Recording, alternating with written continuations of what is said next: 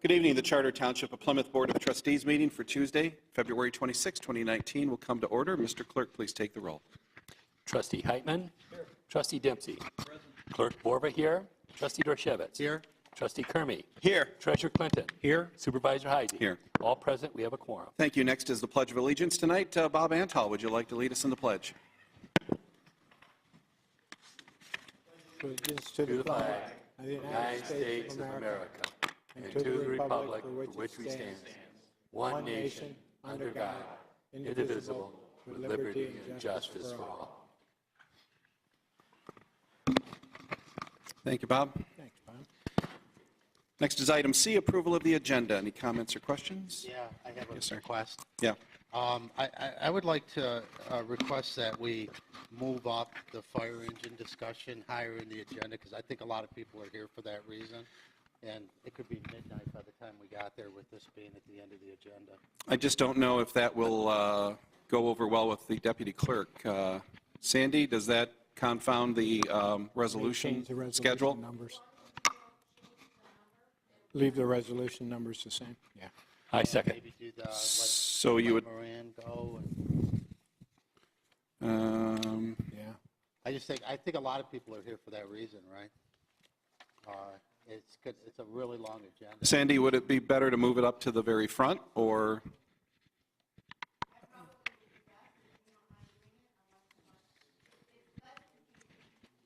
Yeah.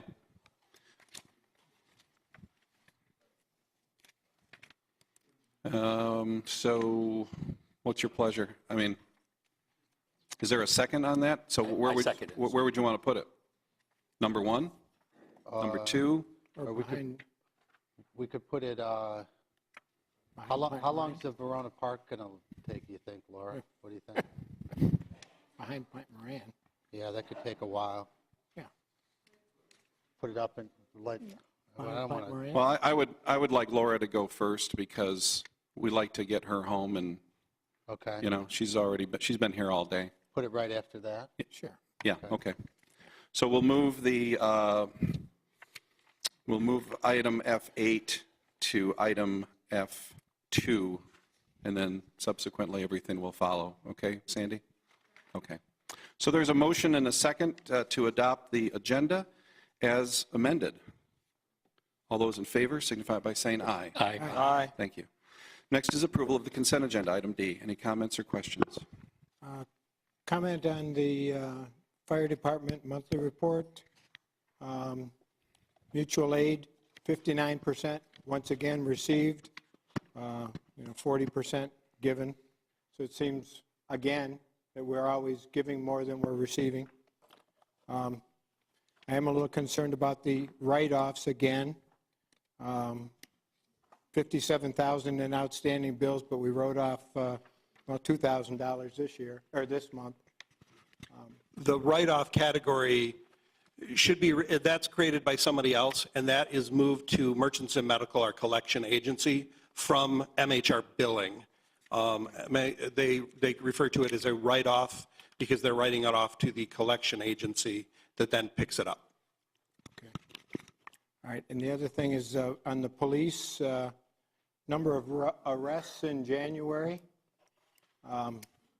It's higher than every month except one from all of last year. Is that something that we should be worried about in January? I don't think it's something to be worried about. Our arrests fluctuate. It's hard to say, how many people we're going to arrest each month. But I don't think it's anything to worry about. Okay, thank you. Okay, any other questions or comments on item D? Need a motion? Mr. Supervisor, Mr. I move Heitman? we approve the consent agenda. Motion made by Trustee Heitman. Is there a second? Second by Clerk Vorva. All those in favor of item D signify by saying aye. Aye. Thank you. Okay, next is item E, public comments and questions. This is not your only opportunity during the night to comment on items. There will be another comment period at the end of the meeting, and we also encourage questions on individual agenda items as long as they are relevant and germane to that particular item. So at this point, does anybody have any comments or questions? Okay, then let's move on. Item F1, this is the Verona Park Cluster Housing Option. Laura Haw.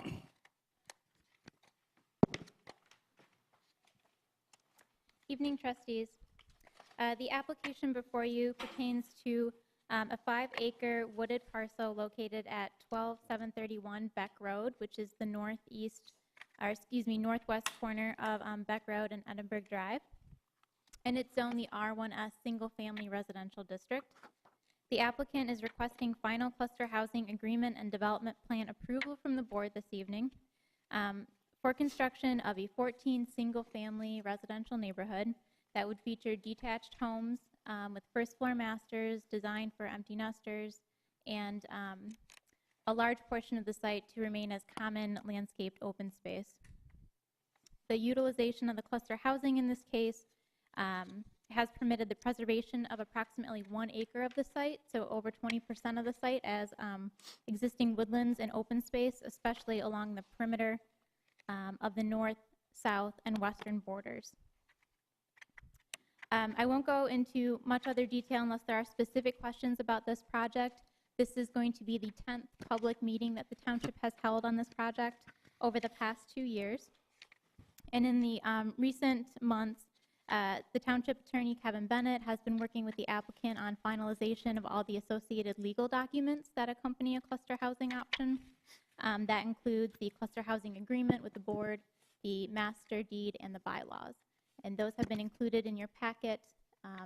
If there are any questions, there is a representative from the development that is here to answer them, and also the township attorney for any legal document questions. Okay, so if this is approved tonight, are they good to go? Can they begin construction in the spring? Once we have the recorded copies of all the legal documents from Wayne County, then they could begin working with the building department on permits.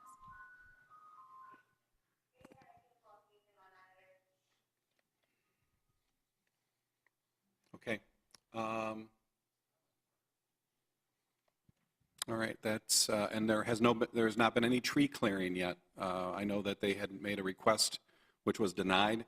So I assume that they can begin that process once they get the final sign off from who would that be, you or the building department? Yes, once we have those final copies from Wayne County that are recorded, then the application would be finalized in the planning department, and they could work with the building department. Okay. Any questions from the board? What is the reasons for the process having taken so long? Please give me 3. Not necessarily, whatever you think they are. The first would be the applicant working with Wayne County. This has been a stallment to many of planning and building projects in the township. Just takes several months, several iterations.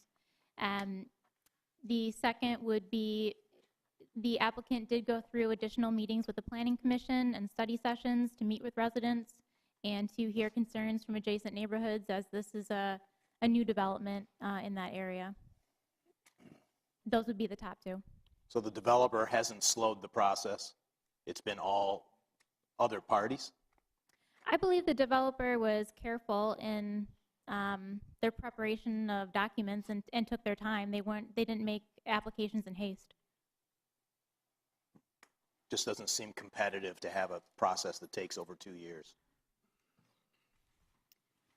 Okay. Especially since this is a condo development with highly restrictive covenants. Okay, any other questions from the board? Any questions or comments from the public?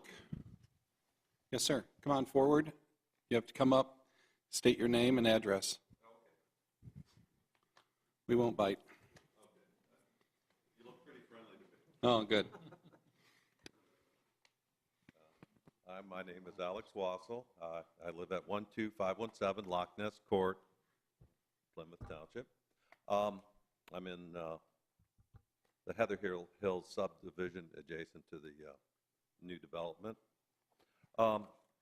One question I wanted to ask is, has there been any changes to the plan where the Verona Park enters and exits off of Beck Road? Yeah, Laura, would you like to comment on that, please? Certainly, thank you. And this perhaps may have prolonged the application process as well, if the applicant would like to clarify. But originally, the site was proposed for access off of Edinburgh Drive to the south. And hearing concerns from the residents, the applicant decided to, against the initial comments from Wayne County, go back to the county and work with them on a permit for access directly onto Beck Road for a new curb cut. The result of that required additional road improvements in the Wayne County right-of-way, some tapering, the decel lane, and alignment to the drive to the east. So that also... That sounds like the real reason that the delay was so long. That definitely... The county contributed, having, yes. well, no, the residents or somebody asking to change the entry from a side street to a main road. So there's the answer. All right, and then the county. All right.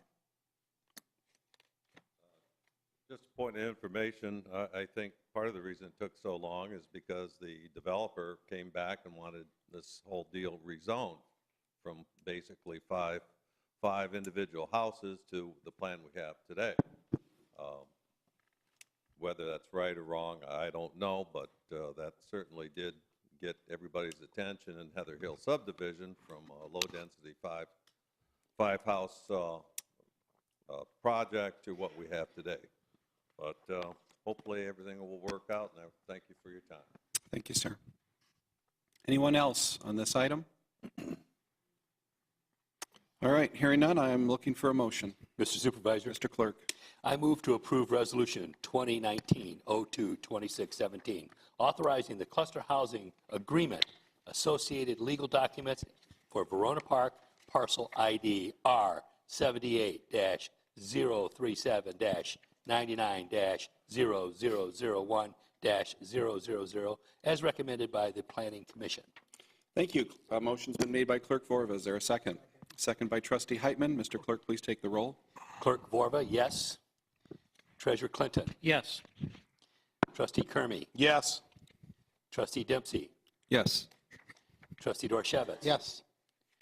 Supervisor Heisey. Yes. Trustee Heitman. Yes. Motion carries. Thank you. Next is, we're moving up, item F8. This is the purchase of the new fire engine and ladder truck. We discussed this item extensively at our last meeting. The chief is here to answer any additional questions that you may have, but we are requesting that there will not be a full-blown presentation as we have already seen that. So the chief is still here to answer questions that you may have.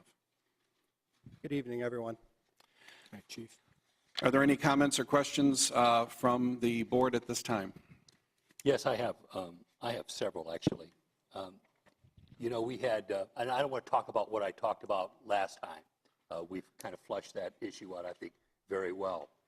What I want to discuss is a little bit of the process. You know, we came into office here promising, you know, openness, accountability, being good stewards of the public's money. I, along with other people on this board, really noticed that there was a deficiency in both the fire department and law enforcement departments in this community, and pledged to do our best to kind of right that wrong. Along the way, I think we showed the public that we were serious about that and other things and doing good government. As you know, we took office. We worked very diligently in cleaning up all the financial problems here, having good audits, good sound budgeting. I think we've done an outstanding job, and I want to thank the treasurer for his part in that. We also enacted a good ethics ordinance, and thank Trustee Dempsey for his work on that. And we also enacted a good purchasing policy that I think was very good, and thank Trustee Dempsey for his action on that along with everyone else. Then came the millage, and I think many of the people I see in the room here supported it. I know the board supported it, and we worked very hard to get the millage passed. And I think it was right that that happened, and I think it's going to help make both the police department and fire department better departments, and something that we as board members can be proud of, the public can be proud of, and everyone can be safer. One of the things I pledged, and I think other people have pledged on this board, is that we were going to be very good stewards of this money. We've asked for 1.2 mills. The public gave us that, and I think that we need to be real good stewards on this. The other issue that I have on this enterprise is the fact that there were no bids taken. It's in direct conflict with our purchasing policy. This is $1 million no bid contract. The fire department and the fire chief has had months upon months upon months to put together a bid package that could be put out for bid and have that process work the way it has in the past for other things. And I think the fact that it has not happened is not good. Buying another fire truck or a ladder truck or enhancements for the fire department, I think is the right thing to do. But I think the way we're doing it is not the right way to do it. And I think we've been very proud of our actions up here to date, that we've done things the right way, the right reason, and the right way. And right now, we're proposing a $1 million no-bid contract. I see no problem, because this is going to take months to deliver, maybe a year. I think that we can postpone this for a couple of weeks, have a good bid package put out, and thereby doing the right thing the right way, something that I think we've all promised to do. And that would be my only statement. If we don't do that, I'm going to vote no for two reasons. One, the reason I just spoke of. Two, I think that we're not sharing the assets with other communities, and I think by buying this, we're losing an opportunity to share work with the other fire departments. And that's all I have to say on the issue. Thank you, Jerry. Chief, this was bid through the Mitten program? That is correct. We went through what's called the Rochester Hills bid process with this vehicle, just like we did with the last vehicle. This process we discussed in June when we did that bid, that this met our current bid procedure.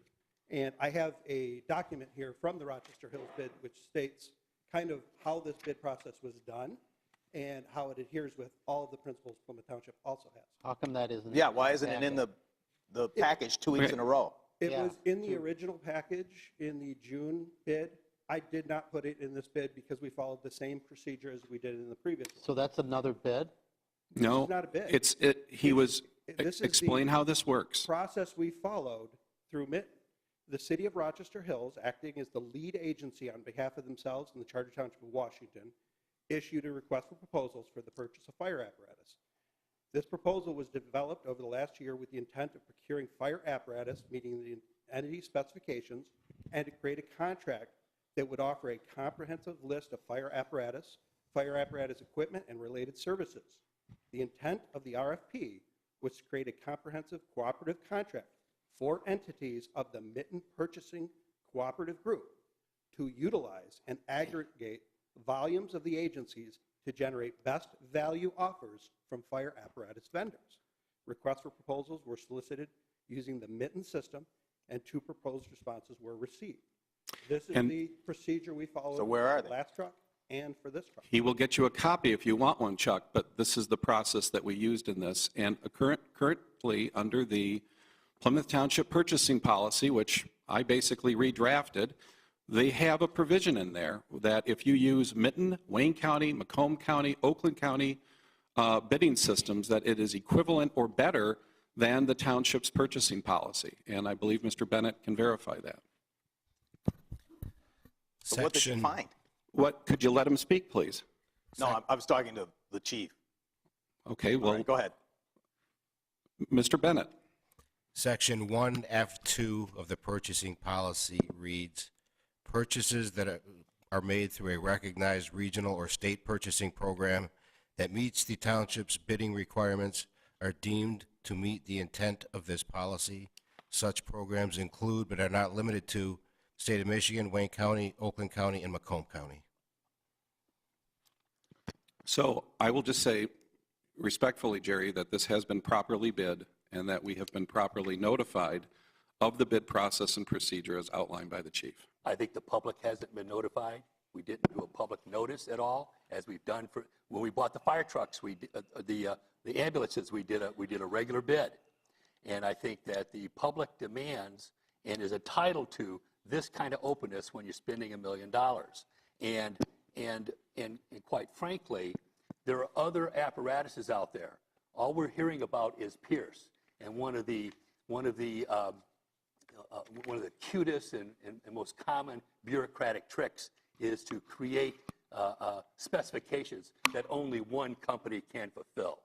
And I feel that that's going on here. And the only way to prove that that didn't happen is to have an open bid process. There are fire engines out there right now. I know for a fact I was contacted by the companies that are available that would meet the specifications, that are $100,000 cheaper than this, and if they could park it in our lot tomorrow.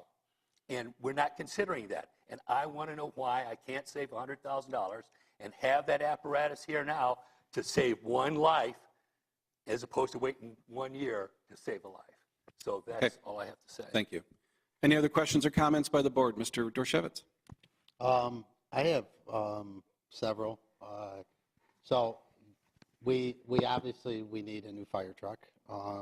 We need access to a ladder truck. Whether we need to have our own ladder truck or not has been kind of the topic of debate. I am disappointed that we have been unsuccessful at doing anything on a regional basis, because typically, we're not, city of Troy, I'll just use that as an example, might need a ladder truck, and this area needs a ladder truck, but we have just been not successful at all at working with any of our neighbors to figure out how to leverage these resources in a more regional way, and I find that very disappointing. My concern about this, and again, we need a new fire truck. We don't have to have that discussion again.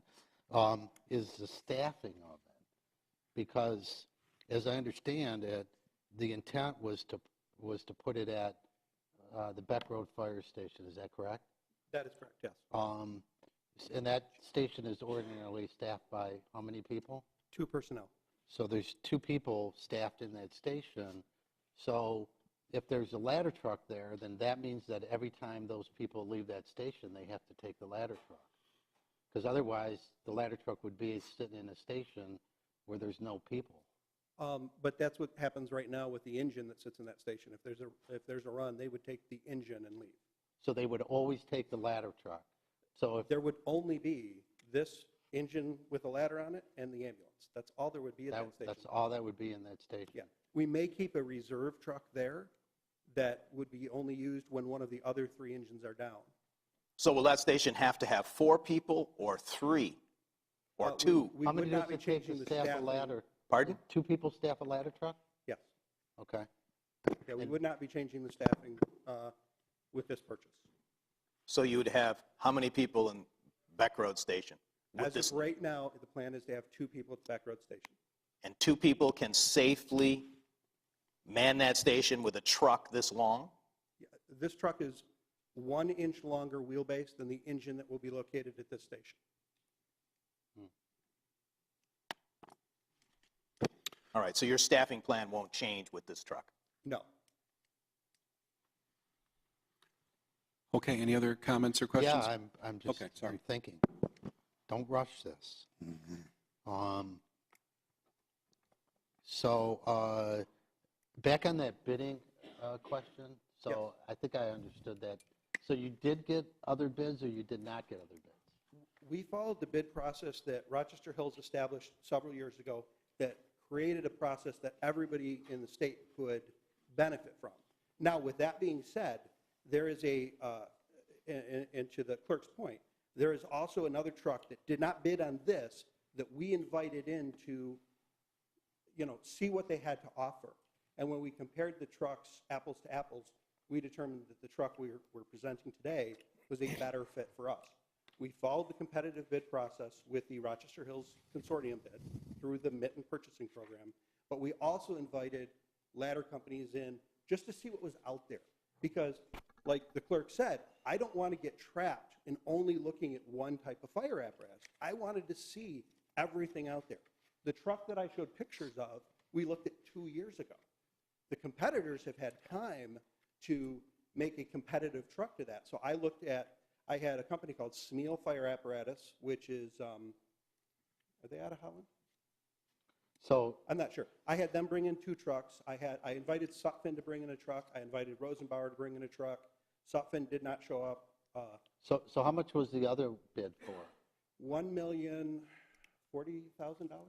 So it was about the same amount? Or Yeah. A little Well, more? almost $75,000 more. I mean, and I get it. I get what Jerry said. I mean, I'm sure your intent is not, bad. It doesn't look good. The optics are not good because the board didn't get a chance to see anything except for one. And I'll add that in the last meeting, the manufacturer of this truck put a proverbial gun to our head, and said, if you guys don't order this by March 1st, we're raising the price. Well, I would like what I to say say to a that vendor that who is says that. actually a stipulation of the bid process done in 2015, that the prices will go up by 3% a year. Well, that's why you should shop other vendors when they do that. I have had part of my career in sales, and I know how that works. Chief, I'm sorry, Bob. Go ahead. Is there an advantage? I'm just being a novice to this. I would assume there would be an advantage to having the same truck at multiple fire stations because you're trained on that truck. It becomes an interchangeable kind of a skill set almost. You are correct. The 2 trucks, the truck that we've already purchased, these are the plans for it if anybody would like to do it, and the fire truck with a ladder. The cabs are identical. They are both built on the same cab, same chassis. The parts, how the doors open, the pumps that we use, the motor that comes in it. They're both Detroit diesel motors. This greatly helps us with service income. As you know, we have 3 fire trucks now. All 3 fire trucks have Detroit diesel motors in them, and these trucks have lasted us 30 years. The quality and craftsmanship of this product, I can't find anybody to beat it. And that's another reason why we're recommending this company. Yes, the clerk is right. We have the same type of truck for a long time. Prior to this, we had a company called American LaFrance, and we had American LaFrance's in Plymouth Township until they went out of business. But right now we have Pierce. Pierce is the #1 truck manufacturer in the nation. They build a quality truck. We're happy with the product. We can get them the motor serviced right over here in Dearborn. We're very happy with it. And again, 30-year-old fire trucks, we have them all over town. It's proven. It works.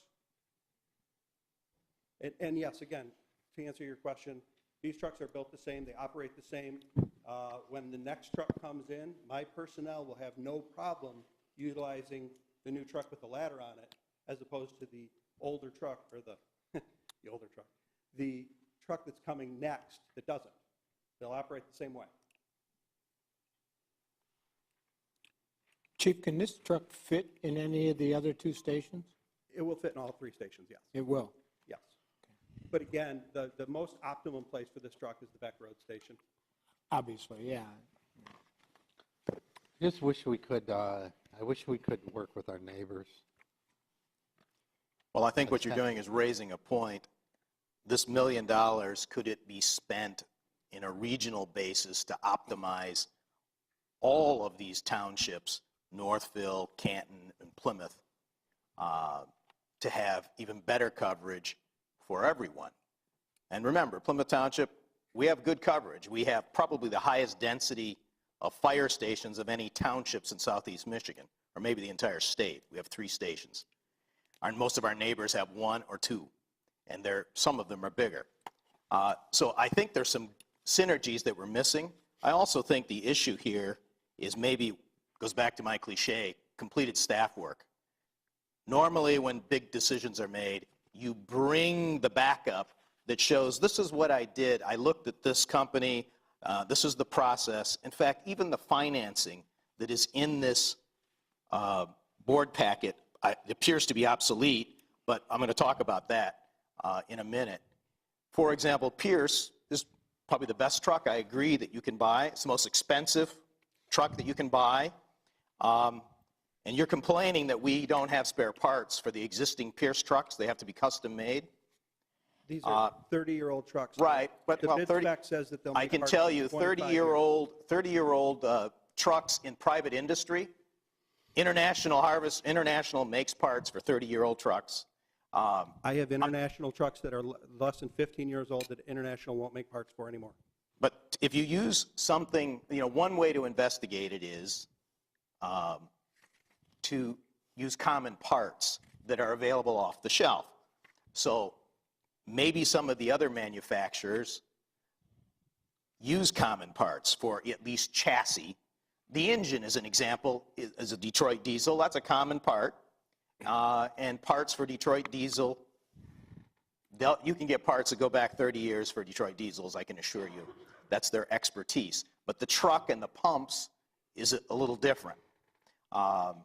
So I don't think we have done our homework as well as we should have. We could have communicated a little better on that. Let's go to financing. Today, on the piece of paper here, this is a new financing proposal. It's got a date of February 14th. I think this is great because I was going to say we should look at bank financing, this lease, and financing ourselves from the water department. No one's talked about that. In the past, that's been done. So you can pay the interest to the water department. Maybe you can get a discount by paying, in other words, you don't have the, anytime you have a finance contract, somebody's making a commission or a fee. So you would not have those fees or commissions. And for example, Mark, whatever your current bank rate is on money invested, maybe if you're really smart, you're probably at 3%, right? I guess I'm not that smart then. Okay, so It's okay, Mike.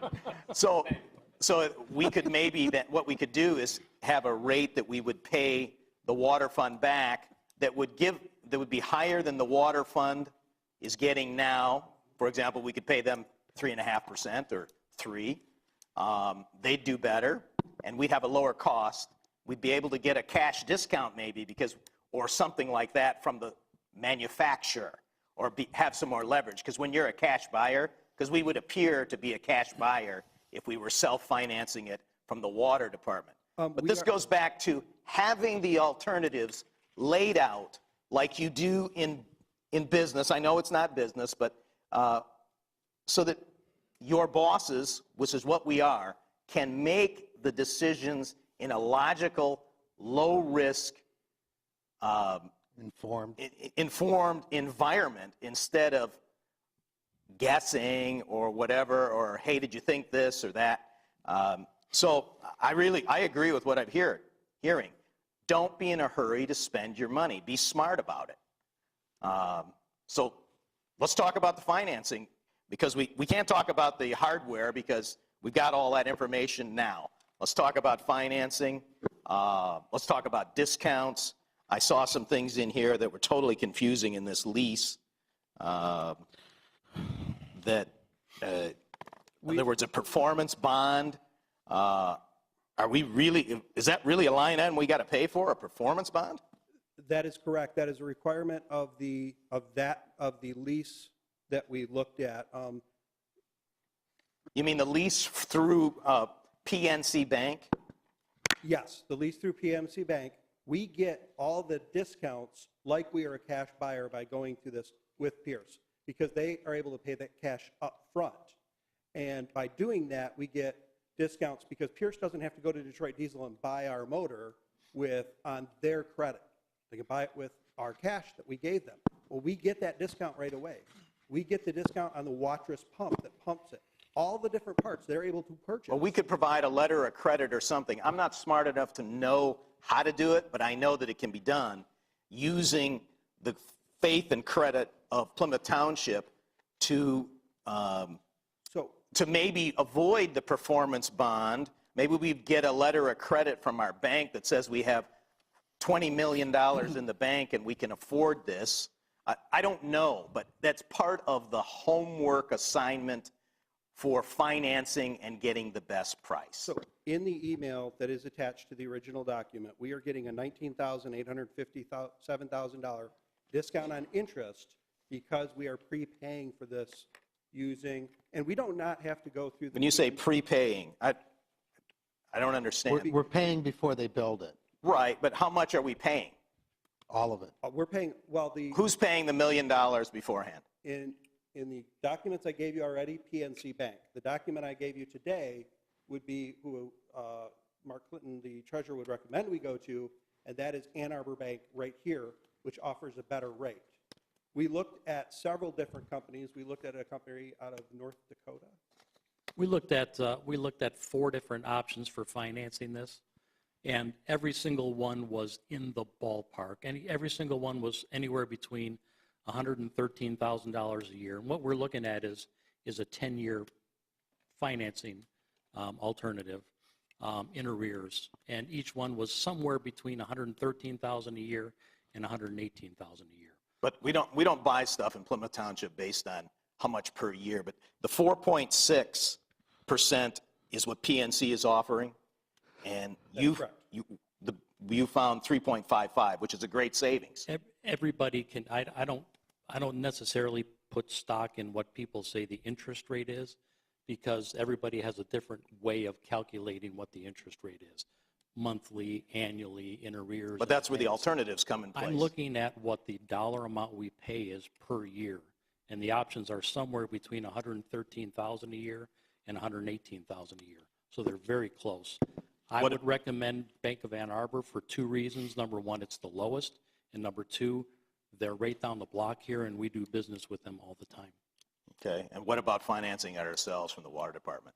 I wouldn't recommend that, because as we start to go through our water and sewer budget, you'll see that we've got to increase the cash to pay for long-term capital improvements to our water and infrastructure. We don't have that kind of money to throw around to start loaning. Okay. I disagree. But So now that we have this. we need to see the study, or see the data. Okay. Use data. Jack, do you have any questions or comments? Okay. So now that we would have this new ladder truck, that means, so help me understand this again. So that means the station is staffed with 2 people, and there's a medical emergency. Obviously, they're going to take the ambulance, and the ladder truck's going to be in the station. That's correct. So if That's there's a how all call of for our the ladder stations truck, operate now. somebody has to come over and get it, right? You mean from another station, someone will have to? Or a lot of this discussion over the last 6 months and going forward is kind of piecemealed, because it's now we're buying an ambulance, and then next month you talk about transport. So now if you, in that medical run, what happens if those 2 staff, those 2 firefighters that are located in the Beck Road station take the ambulance, they go on a medical run, and then they transport them out of the community? That means that ladder truck is sitting there in an unmanned station, right? We have engines that sit on unmanned stations all the time today. I know this is a special ladder truck purpose this is a special truck that is being purchased based on the fact that we need this ladder truck, and we have to have this ladder truck, and the ladder truck that is in the nearest community is too far away. I mean, those are your own words. That's what he's So what happens? We would send somebody from another station if we needed that truck. It's what we do now. Or you could just call the city of Plymouth, it's right in the middle of us, and they get their truck there just as fast. They come with theirs. After the volunteers So got to the I'm station confused. and did their All right, annual. So let's go back to Gary's point. Why are we're getting a little bit off. Yeah. Well, We're talking now we're talking about EMS transport. So. We're talking about. Well, it's all related. It's a We're systems talking, these approach. dots are all connected. This should be part of a comprehensive strategy as to how we deliver fire and emergency services. It shouldn't be piecemeal. This month, we're going to talk about an ambulance. Next month, we're going to talk about something. It should be a comprehensive strategy, multi-year strategy. That's what we went to the voters and we said we were going to do.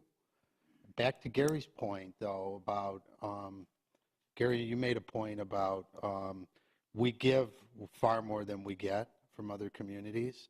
So with the ladder truck, that means that Going to give them. that's going to be the most coveted thing in this area. And anytime somebody's going to need a ladder truck in this area, then we'll have the only one? Well, can I? Yeah, please. No, Canton has a tower truck that they staff with one person right now today.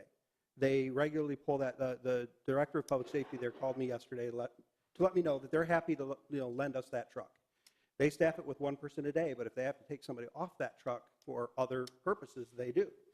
Not the city of Northville, the township of Northville has a 75-foot ladder on top of an engine, similar to what we're getting.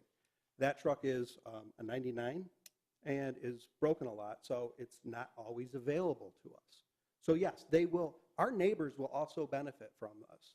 I mean, there's no doubt about that, because there was a fire in Auburn Hills today. I don't know if you saw it. Yeah. There were 3 to 4 ladder trucks set up around that fire. That were all owned by Auburn Hills? Or They were no? not all owned by. This So- is a community resource. Right. Regional cooperation, that's what The we want. question that was put to me months ago before this was, is there something else that we could buy that we could provide to the community? There are other things we could buy, but we don't need them here. Big heavy rescue vehicles, command vehicles. There's other equipment that Plymouth Township will never need. A ladder truck like this is something we do need, and something we are going to need for the next 25 years. See, that's my point. That's exactly my point when it comes to kind of this regional cooperation. So we have the new ladder truck, so that is coveted and will be used by other communities. They will call and ask for that. So what are they buying that we're going to want to borrow from them? So Because we had a situation, as you well know, where Northville Township, we spent a lot of money to remodel our Fire Station 2 to accommodate Northville Township, and it didn't work out. Canton also has a heavy rescue that they man a lot more that we use. Livonia has a heavy rescue that they man that we use. I don't know if you guys saw the truck rescue where the guy was pinned between the 2 tires of the truck. Yeah. We called Livonia, we called Canton to come and assist us to get him out. We do mutual cooperation in this area better than most areas in the entire country. The Western Wayne Mutual Aid Association is one of the best organizations around. We have a hazardous materials response team that responds to all of Western Wayne. Plymouth Township can't afford that themselves. Livonia, Canton can't. We have a technical rescue team that is, in my opinion, second to none, that is prepared to go to places with where earthquakes happen. We are well prepared. We have good resources that we regionally use. This region needs another ladder truck in this area. Plymouth Township should have it. We need it in our community. Okay. Anybody else from the board, comments, questions? I have one more clarification question. Sure. Every fire run from Beck Road Station will take this truck with them? Correct. As long as That's a lot of wear and tear on a specialized piece of equipment. Well, that's why this truck is different than your typical. Most people, when they envision a bucket truck or a tower truck or a ladder truck, that is a big, monstrous, double-axled vehicle in the back. It's huge. This truck was designed by engineers at Oshkosh, who own Pierce, to have one axle on the back, to have a 107-foot reach, to be on a much lighter frame. It's on literally a fire engine frame with this ladder on it. They say it's safe, and they back it up with their warranty. I have looked at the truck. Livonia bought a truck similar to this. Roseville bought one in 2016. And the truck seems to be holding up really well. This seems to be a very good piece of apparatus. It is new. It's highly designed. It is made for what Plymouth Township needs. And that's why I recommended it. Okay. Just one final comment from me. I'm supportive of this for 2 reasons. Number one, when we did go out for a millage back in November, and when I spent a lot of time building the details to support why we needed 1.2 mils. Included in that was a very extensive capital appropriation spreadsheet that had all of this information in it, including this ladder truck.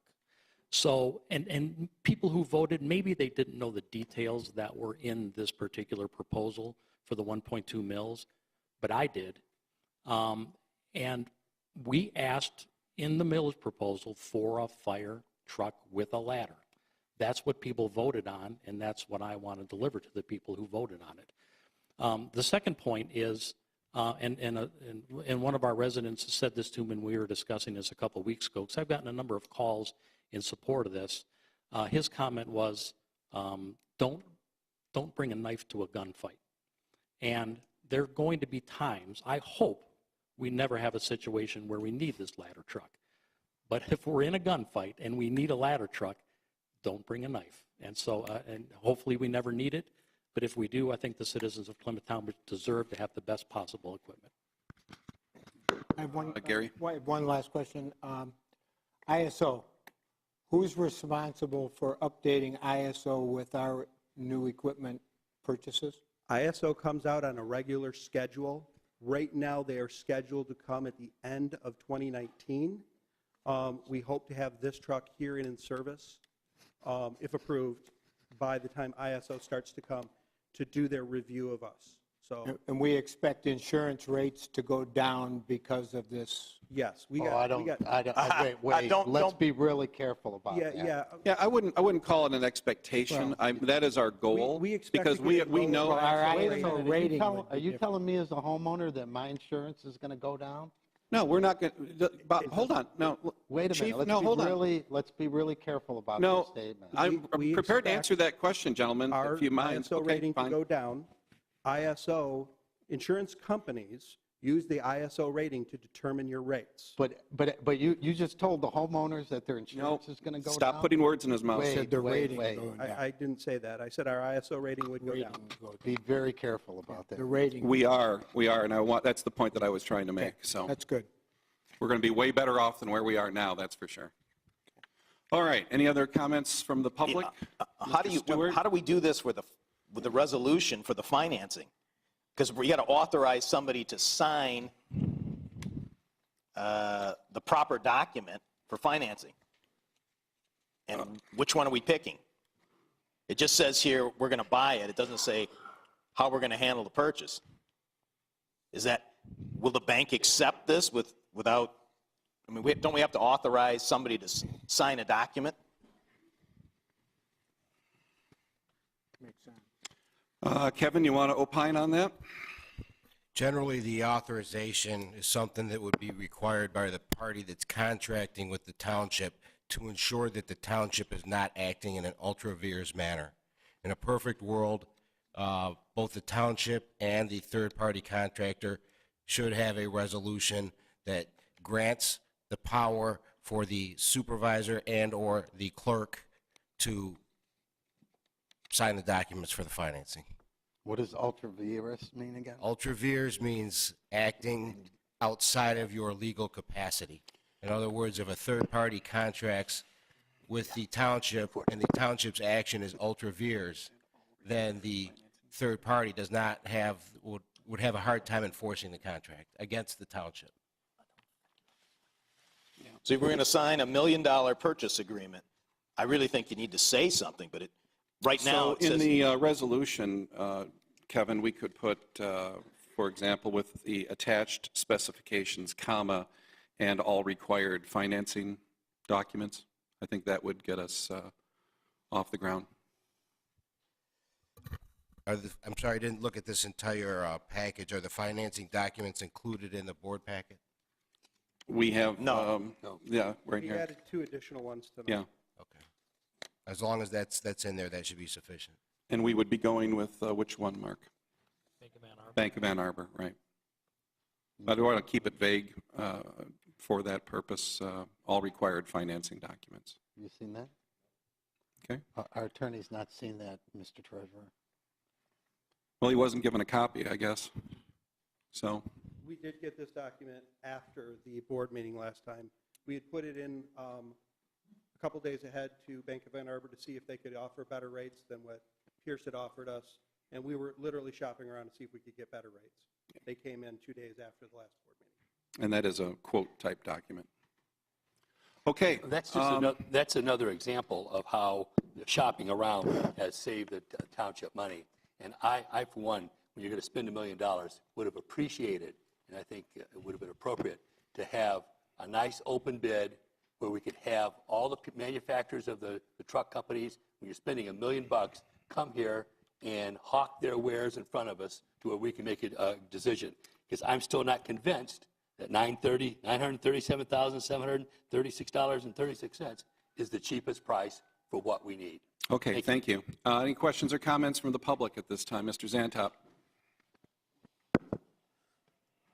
I'm just curious, is why the, We can't hear you. Try the other mic. I'm just curious why the fire engine would be over on back, because there's not tall buildings on our side of town over there. Why wouldn't it be on this side of town where the tall buildings are, where that senior citizens' houses and so on, building? Dwayne? That was discussed at the last, Mr. Zantop, that was wasn't discussed here. at the last meeting, and it's due to the large assemblage of commercial and industrial buildings which predominate the west side of the township. And the setbacks of the residents. And the setbacks of the residences, as we've seen recently.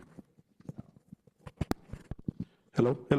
There's a 6-story tall hotel on Sheldon Road, right across from the Ford plant. Most of our large industrial buildings are all west of town in the Metro West IDD, Industrial Development District. The new hotel that was built on Beck Road is just up the street, Compuware Arena. When we looked at this, it was determined by ISO that the Beck Road station was the most appropriate one to staff that vehicle. You're right, I forgot about the industrial park, so, and the hotels over there. Thank you. All right, thank you very much. Anyone else? Mr. Stewart. And I am enforcing the 3-minute rule, Mr. Stewart.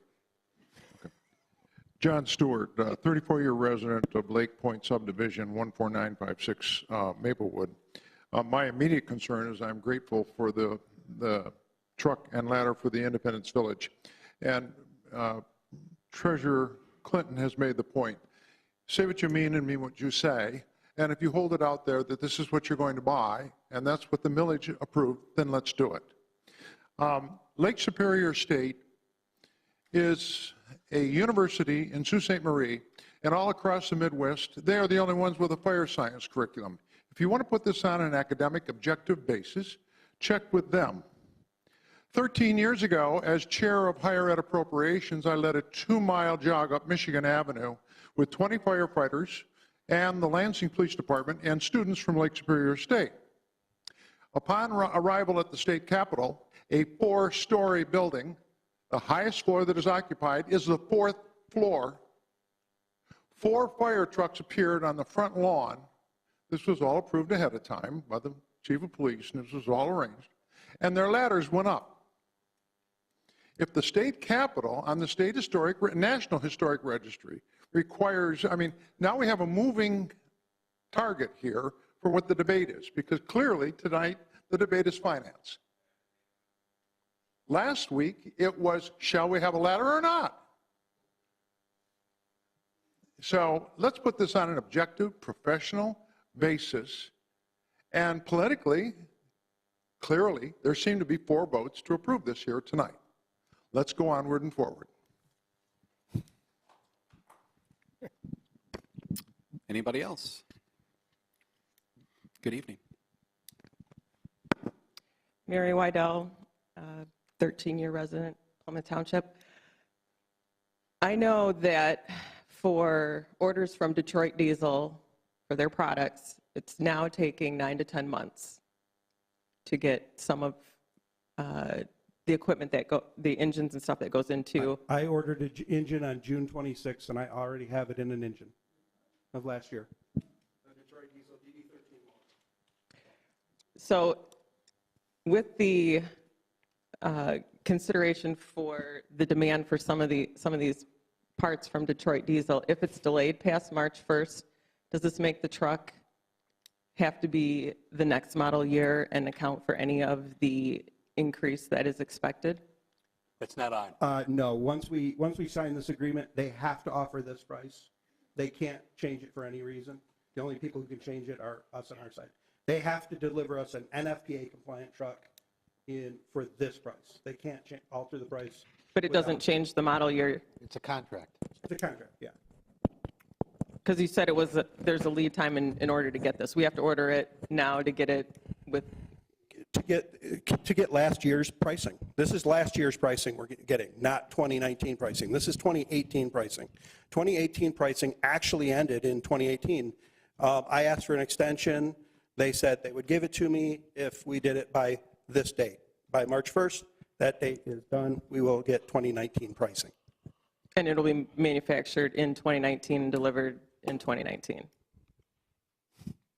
I guess I don't understand your question. If you order it approved now- tonight, that's the price it'll be. It will not go up And it'll be delivered this year, this year. is what they're telling me, yes. Their estimated lead time is October. And my next question is for Treasurer Clinton. How much new funds are generated in 1 year by the millage that was just passed? $2.1 million. And where is all this funding planned on going? And why not decide to just pay off instead of financing and incur all the financing charges? Are we earning more on the money by investing it, or are we paying more in interest? That's more than a 3-minute question, but the Reader's Digest version of the answer is the millage was designed to cover not only capital improvements, buying new fire equipment and new police equipment, but it's also designed to cover increased pension obligations and increased health care obligations.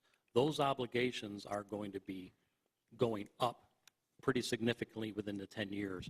We have to take some of that money, put it aside now, not only to fund those future obligations, but to meet the state's requirements to get those things fully funded. We can't write a check today and fund those things for the future, both. We have to do it. That's why we have to finance these things. So why Now, not if I save had the the- money on the financing and pay off the truck now and put twice as much or 4 times as much into it the next year for the pension obligations? Because we need fire trucks now. So, and your time is up, I'm sorry to say. So I'm just trying to point out a possibly a better financial Thank way you. of pursuing it. Thank you for your suggestions. Anybody else?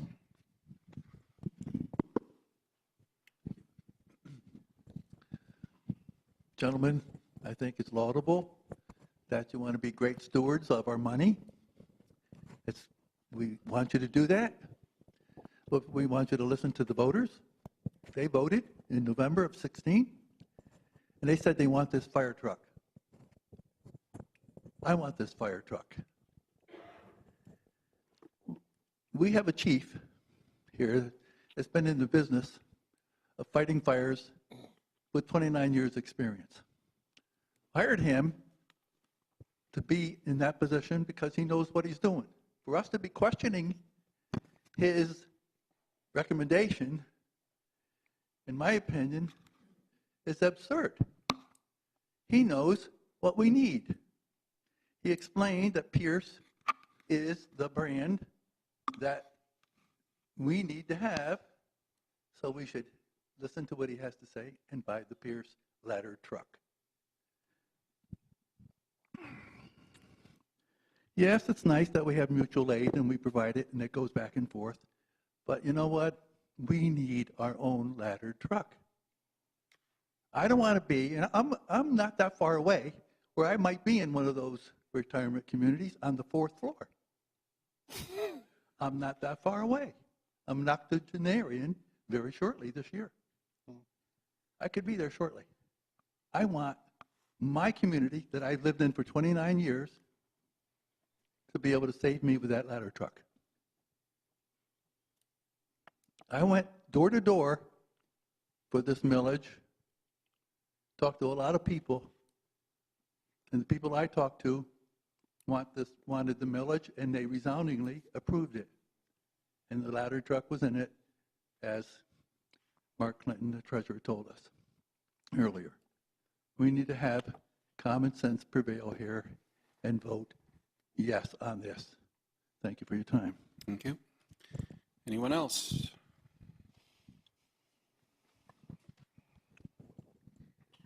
Susan Bondi, 49-year resident of Plymouth Township, okay? I've been around a lot. I've researched, and you all know how much I paid attention to our fire and our police as well. I support both, okay? You ran on the promise of supporting our public safety. You also supported the public millage for 1.2 mils. And you told people what you were going to do with that money. You know we actually need 3 fire trucks. We found a way to purchase through a grant as well as funding, and we kept the funding very low on the first truck that we ordered. We need another truck. The question is, what do we buy? We need a ladder truck. We all know it. We see the buildings that are currently built as well as being planned to be built. They are bigger, taller, and wider, and we are setting homes further back. The ladder truck is needed in our community. We also need to trust Chief Phillips and his other firefighters who have worked with them and have been studying for years, these different trucks and their capabilities. You know, it's not like they just went out yesterday and looked up these trucks. And I understand why they chose Pierce. One, it's quality. It's like buying the Cadillac. Yep, okay, but they've given us, look at the 3 trucks we have and the years of service they've provided. Also, look at the fact that, you know, essentially, most people don't even know how bad our fire trucks currently are, because they don't get within 20 feet.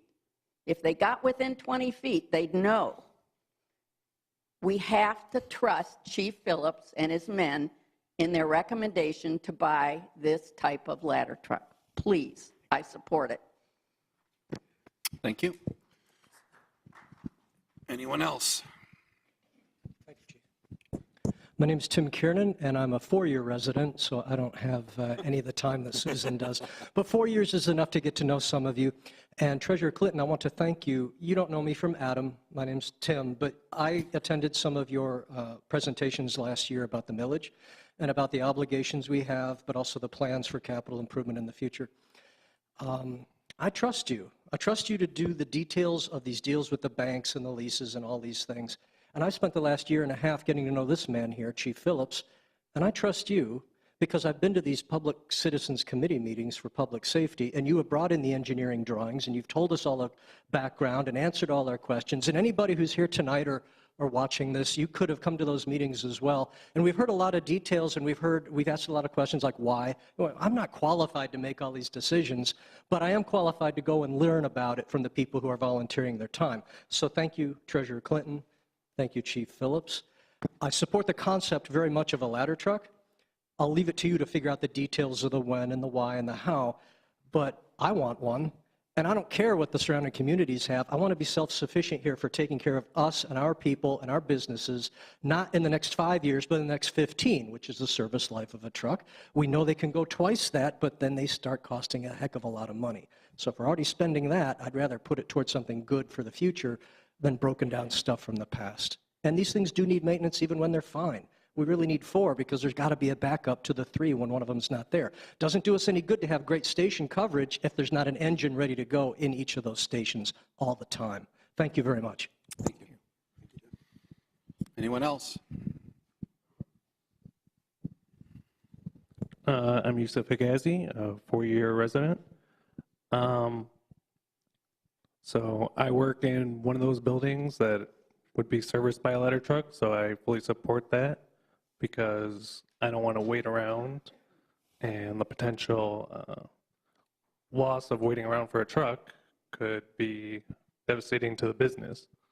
And I fully trust the fire chief to have done his homework on the truck he's going to use, and he's going to be using the truck, so he's going to want to pick the optimal truck, not something substandard. That's all I have to say. Thank you. Anyone else? Hi, I'm Eileen Coleman. I'm a resident 55 years. So my question is just, it's good to have debate. This is all good. And the ultimate goal is fiscal responsibility, right, for the community. And this, we need a ladder truck, apparently. I trust your word for that. But my question is, the residents are not, this is not primarily a purchase for residents, it's for businesses. This is because we have a developed community, but my whole thing is fiscal responsibility would put the onus on the businesses to help out more. Maybe less on the residents because we won't be actually using this vehicle as much as the businesses. That was my only question. We will probably be using this ladder truck on every two-story house fire in the community. The only ones that I don't foresee us using it on are small ranches in, quite frankly, this part of town, which has a lot of small ranches. But on most two-story buildings, we're going to use this so that our firefighters are safe when they're opening up the roof to let heat out, as opposed to standing on the roof, cutting a hole in I it. wasn't questioning the need of a ladder truck. It was just the fiscal. You know, is it responsible, and is there any way to get businesses to cooperate more financially with the purchase of it? That was all. Hey, Mark, in theory, a business would, oh, sorry. In theory, a business would pay a greater proportion, a greater share because they don't have a homestead exclusion, right? Well, that's true. If you think about the millage that was passed in November, ironically, right, the businesses pay 30% of the taxes, but they don't vote, right? So the citizens voted overwhelmingly, but the businesses take up 30% of that financial responsibility. So they clearly are paying their share, even though they didn't get a voice in the vote. Okay, any other comments or questions from the audience at this time? Okay, I'm looking for a motion. Mr. Supervisor, Mr. Heitman. I move to approve Resolution 2019-02-26-24. That would be 18, correct, Ms. Groth? What? The resolution number would be 2019-02-26-18. No. Leave it as You're going to leave it? Okay, Yeah. that's fine, sorry. Drama, I know. Keep going. Authorizing the purchase of a 2019 Pierce Ascendant dual-purpose fire engine ladder truck from Halt Fire Apparatus in the amount of $937,739.36 in complete accordance with the attached specifications and all required finance documents. Motion's been made by Trustee Heitman. Is there a second? Second. Second by Treasurer Clinton. Mr. Clerk, please take the roll. Supervisor Heisey? Yes. Trustee Heitman? Yes. Clerk Vorba, no. Treasurer Clinton? Yes. Trustee Kermy? No. Trustee Dempsey? Yes. Trustee Dorshevitz? Yes. Motion carries. Thank you very much. Thank you, Chief. Okay, next up is going back to item 2. This is the purchase of the John Deere multi-purpose 1575 terrain cut mower. Come on down, gentlemen. Hey, hello, good morning. And please state your name for the record. And what do you do for us? What I'm going to do for you. Eric Anderson. No, hold on, give him a mic. Eric Anderson, Summer Park Foreman, Township Park. Now, what do you do for us, Eric? Well, I maintain the park and Hold the mic closer. the employees at the park, keep the park in good condition, cut the grass, maintenance, et cetera. Okay, so tonight you are looking for this device, which we do have budgeted, and tell us how it's going to help your operations at the park. We have 3 pieces of lawn equipment now, large pieces of lawn equipment, a John Deere 1600, which is a diesel motor, hydraulic 11-foot cut mower deck. That is in ill repair that we have soaked a lot of money in the last several years. We have an 1145 front end mower that right now sits in a puddle of hydraulic fluid with a broken drive shaft that is about 20 years old, and a John Deere walk-behind that is just beat up and we don't even use it anymore. All we are utilizing right now is 3 zero-turns to maintain all the properties in the park and throughout the township until this coming year. The problem that we're having now is the pieces of equipment that are being stored there now are pretty much unusable. In the last 3 years, for the 1,600, we have invested in repairs, almost $7,000 in repairs in that unit, and it is still not up to par. It is just a money pit, and it's doing nothing but costing us money. The 20-year-old 1145, again, is broken, and I've got that so cobbled together with duct tape and baling wire that it's just not even feasible to keep it anymore. I have to approve the bills, and they keep coming, so I'd like to I'm put a trying to stop keep to them that. running, man. I'm trying my best, you know. The walk behind it's really nothing. So the fact of the matter is we need to get rid of these pieces of equipment because they're doing us no good whatsoever. And if we're going to get rid of them, we might as well replace them with something that we can use.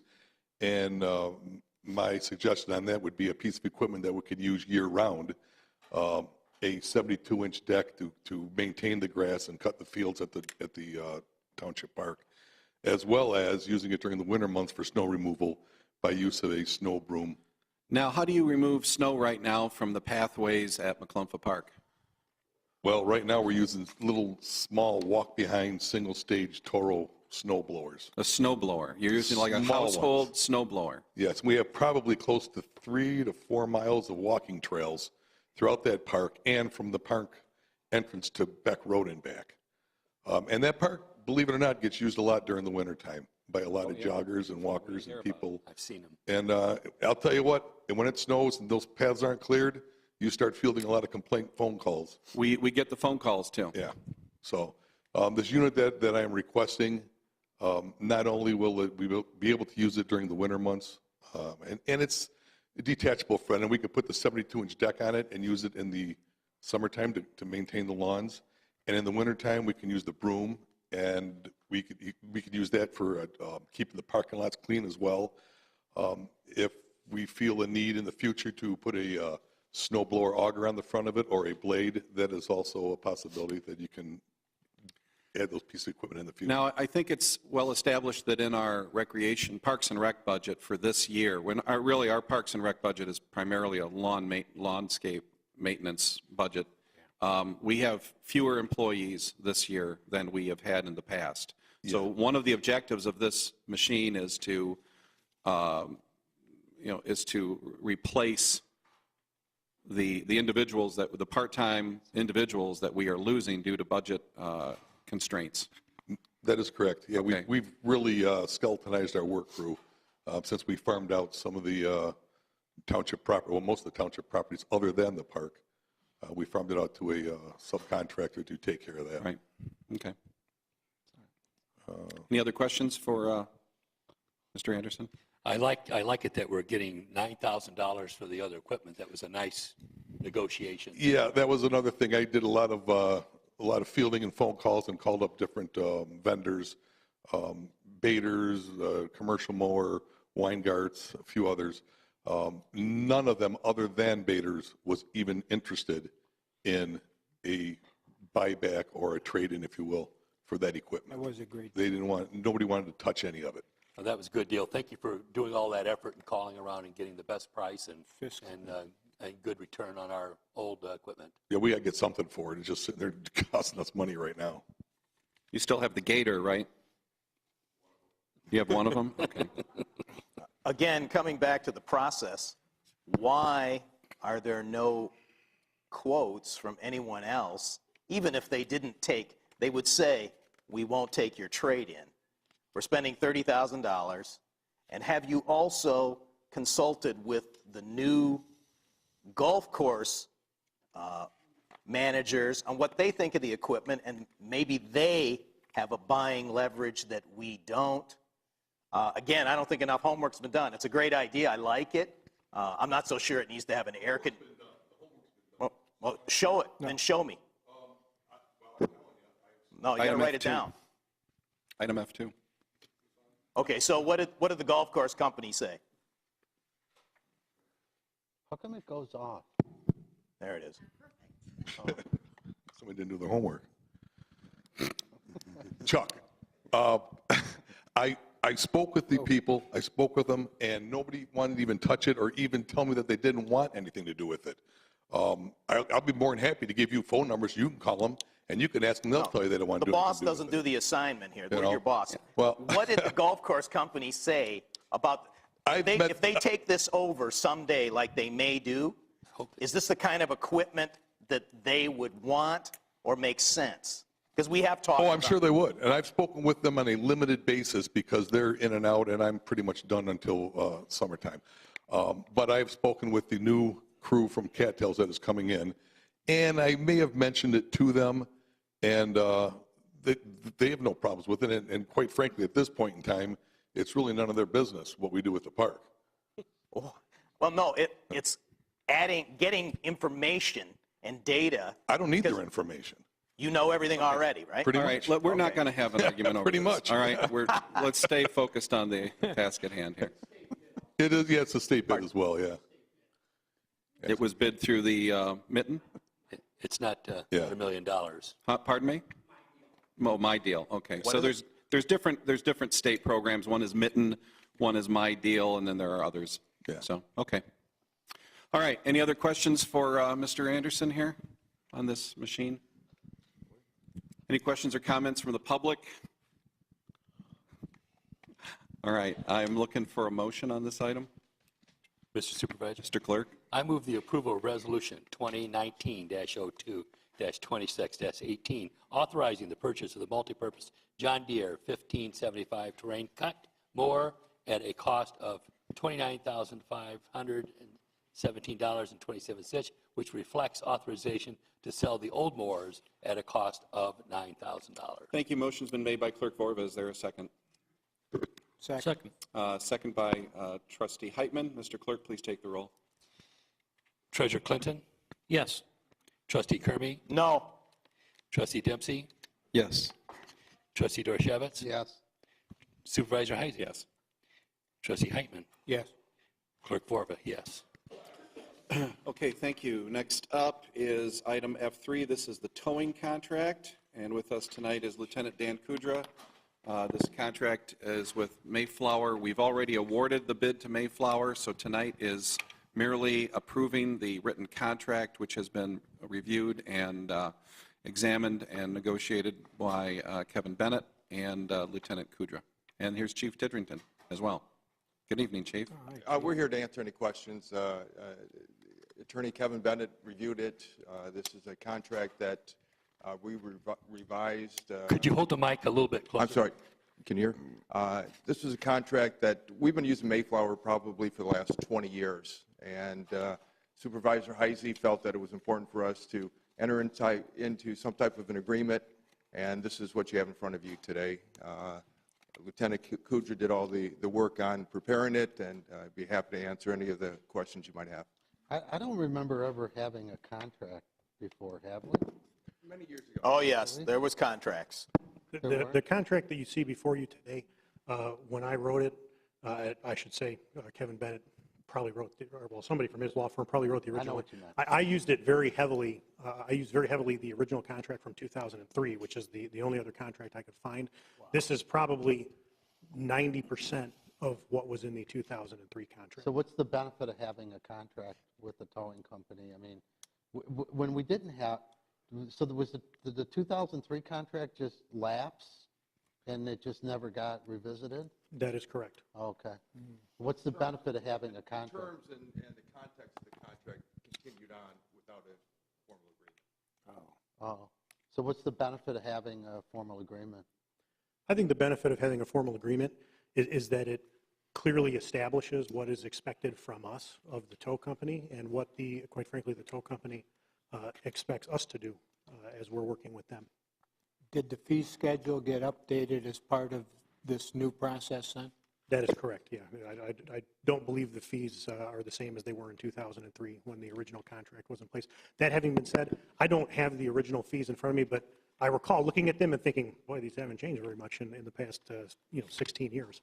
It's nice to see Plymouth Township residents getting a break on the towing. But we don't charge the fees, right? The towing company charges the fees, right? That is correct. Yeah, so what we're doing, I think if I read between the lines, this really protects our residents so they can't get gouged by a towing company. Yeah. Correct. It also protects us from corruption, Yeah. where people steer. That's one of the largest reasons you get trouble in dispatch or police departments. That's like a Hollywood cliche, the towing company, the towing contract and the corrupt politician. As I recall, we had 3 companies bid on the job. That is correct. And so we it had was 3. all open and transparent, and that's another one of the things that I was mentioning when I was speaking earlier on the other issue is the kind of work that we've been doing as a board is showing the openness and transparency in doing these things. We saw that there hadn't been a contract in a while, and we asked for the cooperation of the police department, and then Lieutenant Kudra went to work and getting a bid package put out there, and we published it, and we got 3 really good responses, actually. And so thank you very much. You're welcome. Okay, any other comments or questions from the board? Real quick, could you cover what paragraph 2.23 means? Kevin? 2-23. Oh, free road service. Oh, for Plymouth Township owned vehicles, okay. Page 11. Yeah. Page 11? Yeah, bottom, 154. Contractor shall provide free road service of tire changing for all Plymouth Township-owned vehicles. Right. Yeah. That would be like a police car, a DPW vehicle. Yeah. Yeah, that's correct. It was limited to police cars in the old agreement. This one is expanded to all township vehicles. Yeah. So this is a free service. It's a perk. We're not paying anything for that. Correct. That is correct. And to be clear, I can't speak to the other departments and their vehicles in the past, but this is something that Mayflower has done for us, even when we were not under a formal contract with them. So this, as the township attorney stated, this kind of expands that privilege that we receive from Mayflower Towing. Okay. And not every one of them offered that. I think 2 of them did, I think. I don't believe all 3 of them offered that. No, I don't think they did. Yeah, so, good. Okay, any other comments or questions from the board, from the public? All right, I would like to do the motion because I'm not thrilled with the way this motion is written, so I'll read it slow. I move to approve Resolution 2019-02-26-19 to approve the contract between the Charter Township of Plymouth and Mayflower Enterprises, LLC, doing business as Mayflower Towing, and authorize the supervisor and clerk to sign same. Is there a second? Second. Second by Clerk Vorba. Mr. Clerk, please take the roll. Trustee Kermy? Yes.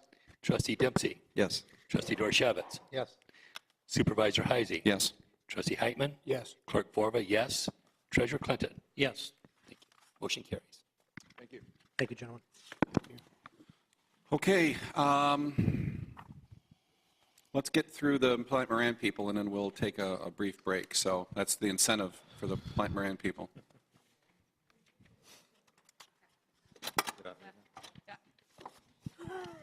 Good evening. Thank you. Thank you for having us this evening. My name is Martin Olenek. I'm the audit partner for the single audits, and believe it or not, we're going to cover the single audits this evening. And with me is Melanie Crowther, who's going to cover the audits and especially the findings. Again, thank you for having us. It's been quite some time that we've been working on these reports.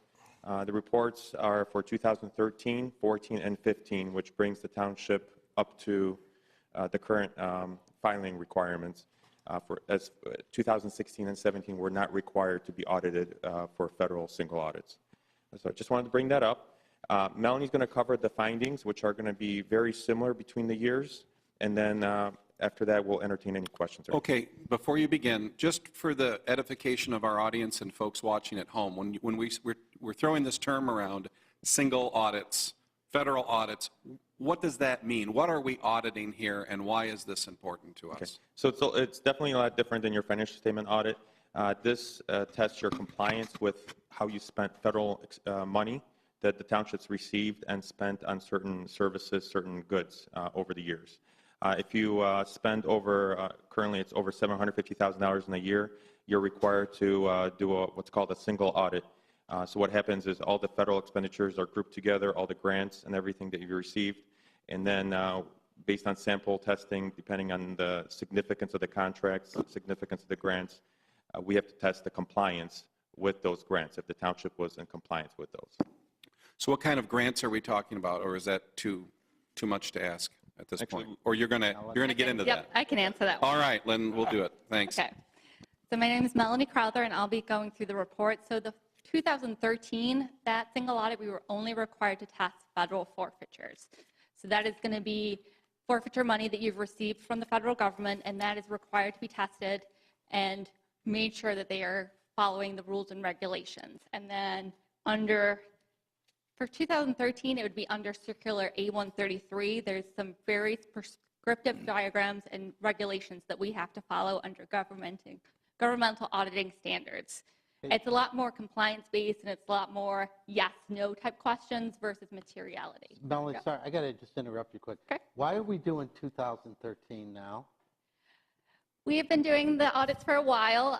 We did have to wait for the Department of Justice to finish their monitoring visit. So the Department of Justice did come to the township and reviewed the 2010 through 15 expenditures, and we were required to wait until that monitoring visit. So the Department of Justice did an audit, and then your audit was a follow-up to the Department of Justice. Correct. We had started our audit, and then once the Department of Justice did come in, we were required to hold our audit, and then we did actually update our audit based on their findings as well. So the expenditures that are showed in the report have been adjusted for the Department of Justice report. But why was the Department of Justice here? Well, look, go ahead. I interrupted you, Melanie. Oh, I no apologize. problem. I don't know if, Martin, you wanted to field why. Well, the why, I don't have full details. I know the Department of Justice came in to test certain expenditures, and the township actually had some adjustments during those years. The Department of Justice found some adjustments to be made, and the township corrected those items. Once those items were corrected, we were able to come in and test what you classified as the federal expenditures during the years. When were those? Oh, go ahead. I was going to say, maybe we could have the police chief answer that question as well.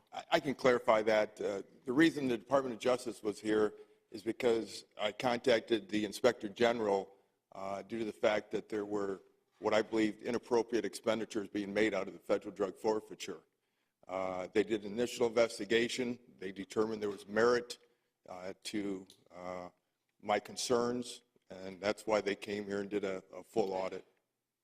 And who was responsible for oversight of those expenditures? Well, the township board specifically would have been the treasurer and the clerk. The former treasurer and former clerk. That's correct. Thank you. Go ahead, Melanie. So we would have tested, 2013 was just federal forfeitures. Now for 2014, it's still under Circular A133, and that year we were required to also test the SAFER grant, which is the Staffing for Adequate Fire Emergency Response, and then we also tested the federal forfeiture grant again. And then in 2015, we did the same two grants as well. And that was required under OMB standards. They are very prescriptive as to if you spend a certain dollar amount or if you've had a finding from a previous year, you're required to test that grant again. So if you look at the reports for all three reports, there's a similar two findings that come up throughout the report. So that's why we've come to you together of here's all three reports together just because they're very similar findings, and that in 2013 through 2015, the township did not have adequate internal controls to make sure there's timely reporting of financial information and adequate supporting documentation of those federal expenditures. As it was mentioned earlier, the Department of Justice did require some of those funds to be paid back by the general fund. For this SAFER grant, there were some small differences. Those ones were not required to be paid back, but they are noted in the report, and that was due to some of the calculations did not have the adequate support for those calculations. A lot of it was just numbers and spreadsheets. So we had to recreate and find out whether the numbers were materially correct. Yes. And so within our report, we have noted where we had some errors. And that would be included in findings 2013-001 and 2013-002. The second finding more gets to the fact that there really is, in the federal forfeiture fund for 2013 through 15, there was a lot of commingling of funds, and so there was no easy way to take, here's your general ledger, and here's the certification. There was other grants being included in there. There was also manual adjustments that had to be made to go from your general ledger to your certifications, which makes it a lot harder to be able to say, these are my federal forfeiture monies, and so that led to some of the problems that we saw within. So federal forfeiture money was commingled with what? There were some state federal forfeitures, I believe in 2013, and then there were some OCDF funds that were included in there, and there were some other small grants that were included within the federal forfeitures fund in the general ledger system. In the general ledger system, okay. On the certification, it would just have the federal forfeiture money, but you couldn't take that certification and match it to your general ledger due to the fact that there was extra things in there. And as it was noted, after 2015, those funds are no longer in the drug forfeiture. They have been moved out to either the general fund or some other funds within the township, that they're no longer commingled. So you could kind of characterize it more, it was more as sloppy and poor record keeping than it was nefarious, right? Well, what happened is one fund accounted for all the grants, essentially, so all the money coming in. So it was very difficult to just isolate specific sources and specific uses until you really had to drill in. And that's one of the reasons why things took so long. And I was talking to the finance director earlier and just talking about how difficult these audits were. To be honest, in my career, probably one of the most time-consuming federal single audits, just from the perspective of, I was trying to equate it to, like, how can I show as an example of something else? It's kind of like me doing my sister's tax return from 10 years ago without her being present and her just pointing at her house and say the documents are in there. It was very difficult to assemble everything, put everything together. The finance director did a fantastic job of putting everything together, and there were boxes of information. And the information was there. It was just really hard to gather everything and isolate and get the reports that are in front of you. How much have the taxpayers of Plymouth Township had to pay you to accomplish these audits, to the best of your knowledge? To be honest, I don't know offhand. I know it was about 50 grand. So that does not surprise me. And about $50,000. Yeah, he had estimated before he started that, because I asked him that question, what did he think this was, and I didn't, so I'm not trying to put you on the spot, but what do you think this is going to cost us before he started? And he said 18 to 30 grand. I remember that. Okay. And now it's at $50,000, I think, or Yeah, just a smidgen under. Yeah, and to be honest, we did discount our fees significantly over time. I believe it was 30% or so. I tried discounting in every single invoice. So the time incurred was very significant by the township staff, our staff, and that's one of the reasons why it took so long. Now, well, I want to get to that. Now, they charged $50,000. It cost us a lot of time, effort from the treasurer's department, from the clerk's accounting department. It just took hours and hours and hours of work. So you can more than probably double that cost to the taxpayers, where they couldn't be working on other things, trying to correct something from the past. Yeah, one item to note is, I know the costs were substantial. However, you did have a total of $2.6 million of expenditures. So the township definitely had a significant grant activity, significant benefit over the years. So I don't want to belittle that component because it was very significant over the years and the benefits received. However, this undertaking, finance director, when we spoke, I think this is probably a year or two ago, just going through and looking at the boxes of information, there was a lot of stress involved to go through that. So we definitely want to just say thank you for all the hard effort, because it definitely was a huge undertaking. Yeah, and I certainly absolutely acknowledge that and I appreciate that. So was there a time when we were at risk of forfeiture of the forfeiture funds, where we may have been at risk where we would have had to pay them back? There was an amount that was transferred back to the forfeiture account. I don't remember the exact dollar amount. I want to say about 80,000. 83,000, yeah. But what happens is essentially the money came back in, and that allows you to spend that money in the future on other expenditures. So technically, the money wasn't lost by the township, but there was a transfer made, and I forget the exact time period, but probably about 2 years ago, I'm assuming. 83,398. While I have you here, I have a question.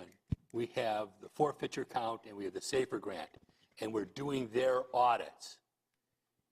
Can we use SAFER grant money and forfeiture money to pay for the audit? So we've had the discussions with the finance director regarding that. We would recommend the township to reach out to the Department of Justice to get the approval. There are a couple steps you may have to take in order to do that, but that is definitely a possibility. Well, aren't there grant agreements in some cases that govern how you get these monies, how you account for them, how you spend them, how you report on them? Correct. So going in, the township knew what the requirements were to accept these funds and how to track them, account for them, and spend them and report, right? Correct. And was that done? The answer is no. So based on the fact that the Department of Justice came in and requested the $80,000 transfer, it sounds like it was not done. Right. And it was done, they came in because the police chief asked them to come in. Correct.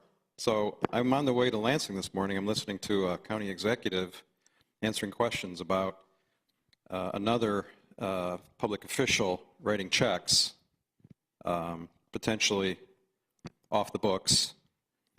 And I'm thinking of this thing on the agenda here tonight. I'm thinking what parallels there are where you have a very serious set of requirements that you're using public money, federal money, you're using money to hire firefighters, and there are all these requirements you have to comply with. There are all these public audit requirements, and I don't know, it's just kind of amazing to think that this wasn't done. Is that right? This was not handled appropriately. With the adjustment that was made, it definitely seems like it. Correct. Okay, If you so only knew. where do we go from here? So if there's any other questions, we're happy to answer those. So we've cleaned everything up. You've pointed out a series of other actions where money was spent on things that were not in compliance. I've seen, I don't know, I can't cite what page it's on, but can you give us some examples of things where federal drug forfeiture money was spent in a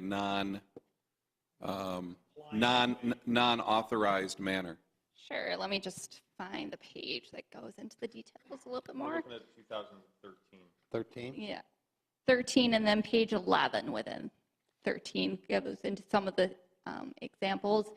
One of them would be that the DOJ identified 2 members of the IT department that were reimbursed, their time was reimbursed with drug forfeiture money that was not appropriately tracked, and then also a lot of times you would not charge internal staff to the drug forfeiture fund. The previous administration said there was for training of the drug forfeiture staff, and so that is why they included the information, but the DOJ said that that was an unallowable expenditure. Another example would be overtime. There was overtime in the drug forfeiture fund, which at the end of the day, the DOJ was fine with it, that they worked out that in total it was fine, but there was no support of how they got to that number. So we had to identify that within the report, that there was unsupported journal entries that happened. And then there was also some golf course funds that had been spent out of the drug forfeiture fund that was required to be taken out of that drug forfeiture I'm sorry. expenditures. There were golf course expenditures made out of this? Correct. There was, I forgot how much. Trying to find it. It's on 1311. Trying to find it in the packet. Page 11 of the 2013. Yeah, I have it in the hard copy. I just can't find it in the electronic. It would be on 1B of 11. It says in there it doesn't actually identify the golf course, but it identifies that there was Oh, no, that's 2014. Kevin. $5,385 improperly charged to the grant that was subsequently. Okay, I didn't hear taken you out. because somebody was coughing, but could you say that again? There was $5,385 that was inappropriately charged to the grant. This has subsequently been taken out of those expenditures. The DOJ, when they came through, revised all their certifications, and so the information in here does not include those expenditures, and those expenditures were taken out of the drug forfeiture fund, but at one point in time, those funds were charged to drug forfeiture. So, in other words, theoretically, that $5,000 could have been spent on improving a tee box instead of buying some body armor for I a think it cop. was probably paying for police services for the fireworks, and they were parking them. Well, I'm saying theoretically. But I thought that was all paid for with donations. No, I don't think so. Oh. Well, I mean, it's incredible to me that you would spend money not on police body armor than on something in the golf course. So I commend the chief for blowing the whistle here. Speaking of the chief, I mean, at this point, given what we know and given the fact that this has been thoroughly audited, are we obligated to report this to the FBI or Department of Justice or somebody? I'm sorry, report? Report the findings of this misuse of funds. And is this something that should go to the FBI? Well, the auditors determined that these funds were spent inappropriately. So, I mean, a government entity already made that determination, and the finding was that they could not prove criminal intent, but they did require the township to reimburse the federal drug forfeiture funds. How much should we have? So how much do we have to reimburse? I think it was about $80,000. Well, 80,000. Oh, okay. Yeah, I mean, it wasn't criminal. It was incompetence. Well, wait a minute. To be clear, they could not prove any criminal intent. It doesn't mean that there wasn't a crime. It wasn't something that could be proven, which is a big difference between sloppiness and intentionally using these funds. Some of the funds, quite frankly, were used on the 4th of July picnic, we determined.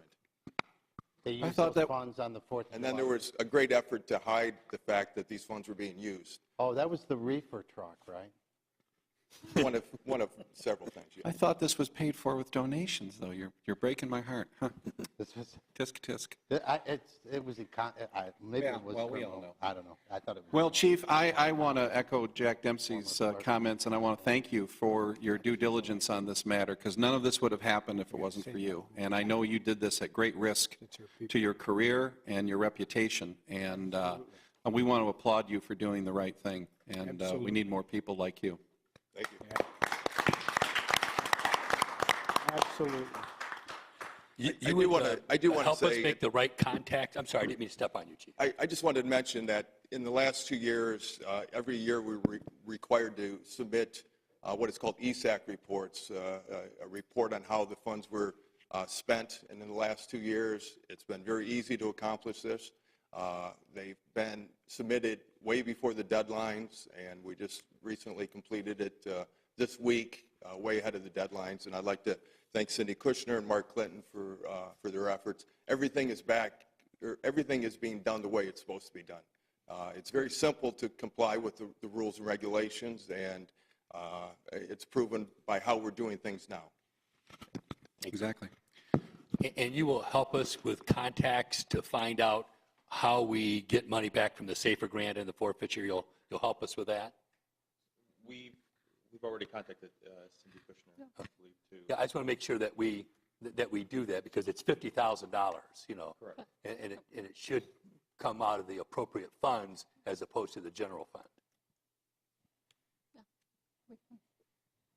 So we're going to ask whether we can do this. We're not just going to do it. No. That's what I'm saying. I want to make sure it's done right, you know. Right. On that note, we will send a document to DOJ asking them if it's an appropriate expenditure. The concern I have is I believe these funds have already been spent, and I don't think you can reimburse funds that have already been spent. Going forward, we certainly, I know as far as the drug forfeiture, in the regulations, it specifically says that we can use these funds for auditing purposes.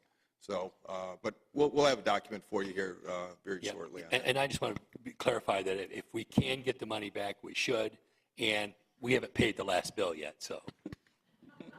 Just that we haven't uploaded these yet. Just kidding. We'll see who blinks first. All right. Do we have any other questions for the Plant Moran team here? Thank you. You guys have done an outstanding job. Very, very thorough, and I appreciate the recommendations. Clerk Vorva was just confirming that the recommendations that we've said have been taken care of.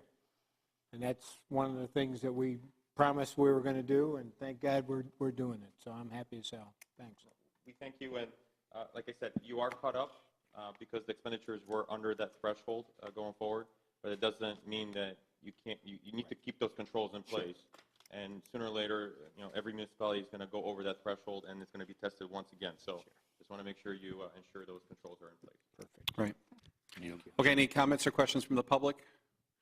No? I believe there is a resolution that's required. That's correct.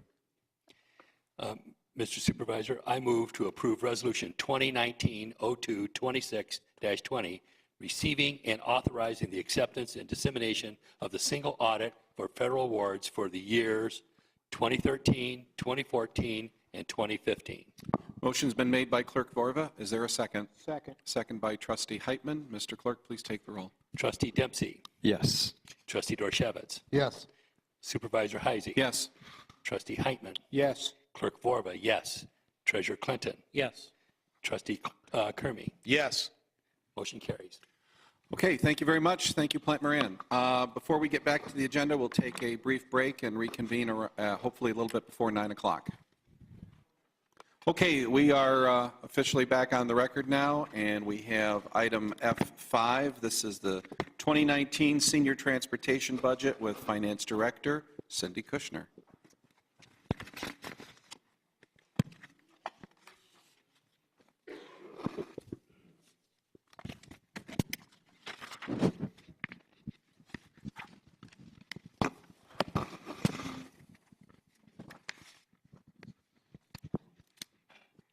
Wonder if we should, Cindy, you could sit next to Kevin. The engineer has been excused, yes. Better seize that microphone. And then, use that mic. That'll work a lot better. Thank you. Okay, in your packets, I've included 2 pages that represent the budget for senior transportation.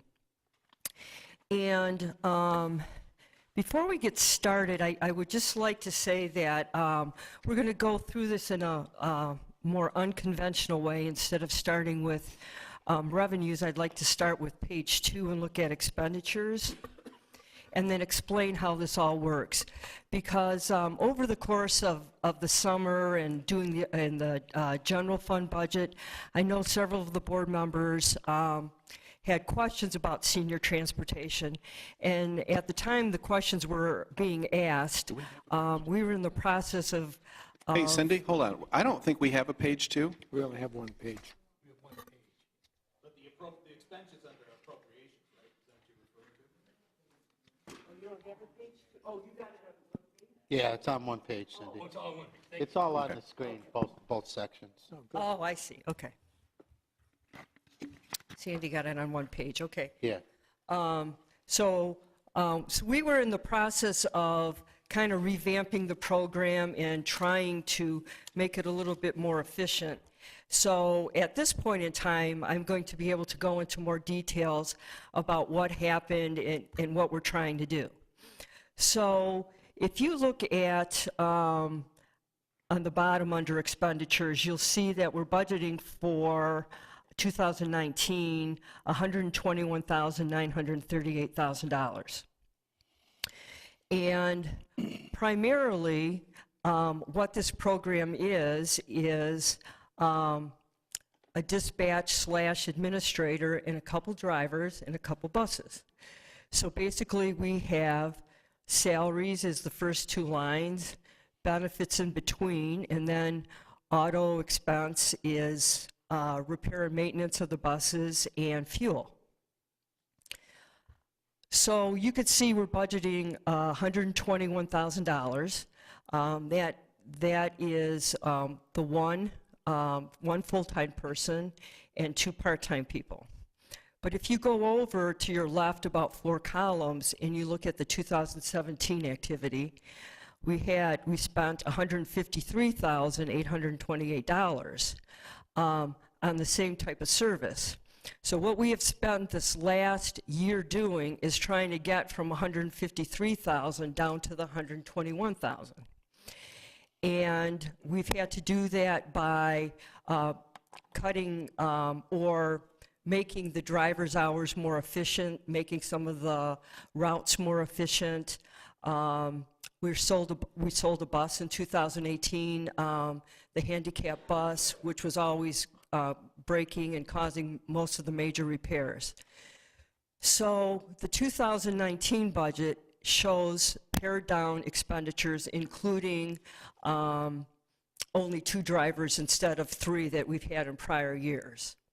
So now that I explained to you the expenses, I want you to go up to the revenue portion. So we're spending $121,900, and if you look at the senior transportation fees, we're only budgeted to collect $10,650. There's another item called intergovernment services for $8,554. But the total of those is $19,000. So you see the issue. We're spending 121, we're only getting 19. So you say, where does the difference come? That comes in the first 2 lines, the $66,000 and the $25,000. That is what the city of Plymouth and the township of Plymouth, or Plymouth Township, have to contribute to make this fund whole. And this is an enterprise fund, which means it's set up to cover its costs. We're not supposed to be having deficits. So in order for us not to have a deficit, we need to charge the city of Plymouth $66,000, and we need to charge Plymouth Township almost $26,000. In Plymouth Township's case, we're very lucky because we have smart credits to the tune of about $27,000. So we can those smart credits come into the general fund, so the general fund can use them to pay for this $25,737. So when people ask, is the fund breaking even or making money, it's breaking even only because we have to subsidize it to 100% to make it break even. So over the past 6 months, we've worked on a new fare structure. We've worked on actually charging fares. Like I said, kind of consolidating some routes and doing some other things. And we're kind of going to see how that works for a while. And if not, we may have to look for alternatives, increasing rates, fares, cutting more costs. But this is the first time since this new board has been in place that we've actually had the time to sit down and look at the operations and analyze the costs and try to get it on a better footing. And that brings me to that $8,554 in revenue, the very last item under intergovernmental services. So in the course of all of this, we found out that the senior transportation person is really at least 15 to 20% of her time really the building attendant there.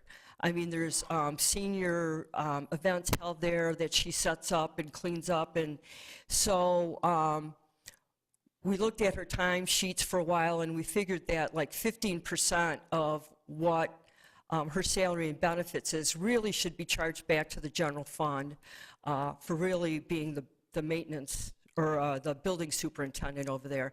So that's why that's like that's a revenue item on the senior transportation side. So all in all, I think we're going to try to work with this budget. Things are going to be tight. The other thing is we've really improved the cash processes, and we now sell tokens. It's not a cash basis operation anymore. We had little Plymouth Township tokens made, and the people who ride the bus buy them. The deposits are made directly to the treasurer's office. We account for the tokens that are purchased, the tokens that are received. So we are now way more confident that revenue is actually being collected and recorded. I do, if you're interested, I have some statistics on for 2018 and 2017. I'll pass this out, but basically this is going to show you how much this program really costs per ride. Do you want to hand those out? Thanks.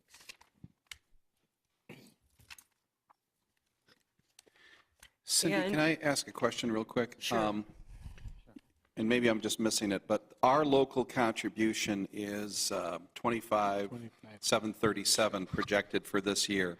Yep. Does that include the smart credits, or are the smart credits to be deducted from that number? Yeah, the smart credits come into the general fund, okay? And the general fund spends that money on this $25,000 subsidy. And how much is the smart credit? About $27,000. 27,000. Right, so this is a little less, but Okay, good. yeah. But in the past, I should also mention this to the board. So like when you look at 2018, the total subsidy for 2018, we're projecting at $102,000. And also in 2018, we were allocated $6,500 of a block grant.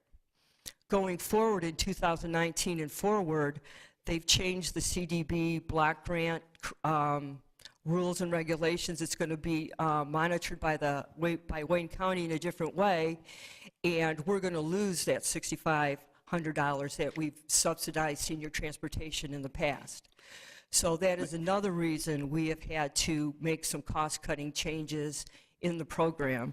And if I can just interrupt, CDBG money is the federal money that we receive for senior low-income projects. We don't get a lot, but that money we have used in the past to build things like the play structure at the park and some other items, the new improvements that we've made at Friendship. Now that money, that program is now being completely taken over by Wayne County, and frankly, there's nothing we can do about it. What the county is going to do is they are going to give us a very small allocation every year for services, which I think we would probably end up spending on the Plymouth Community Council on Aging, which provides services on our behalf.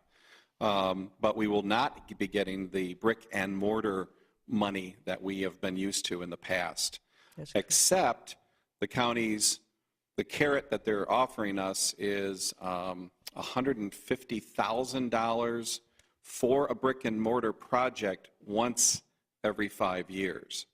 And then we would have to identify that project, and it would also have to comply with federal guidelines with respect to low to moderate income seniors and others in need. So it's in Plymouth Township, that's a very difficult fit. So we're going to work on that in the future, but just want to let you know that there are substantial changes that have been made to CDBG administration in Wayne County. Hey, Cindy, so I'm trying to understand this table.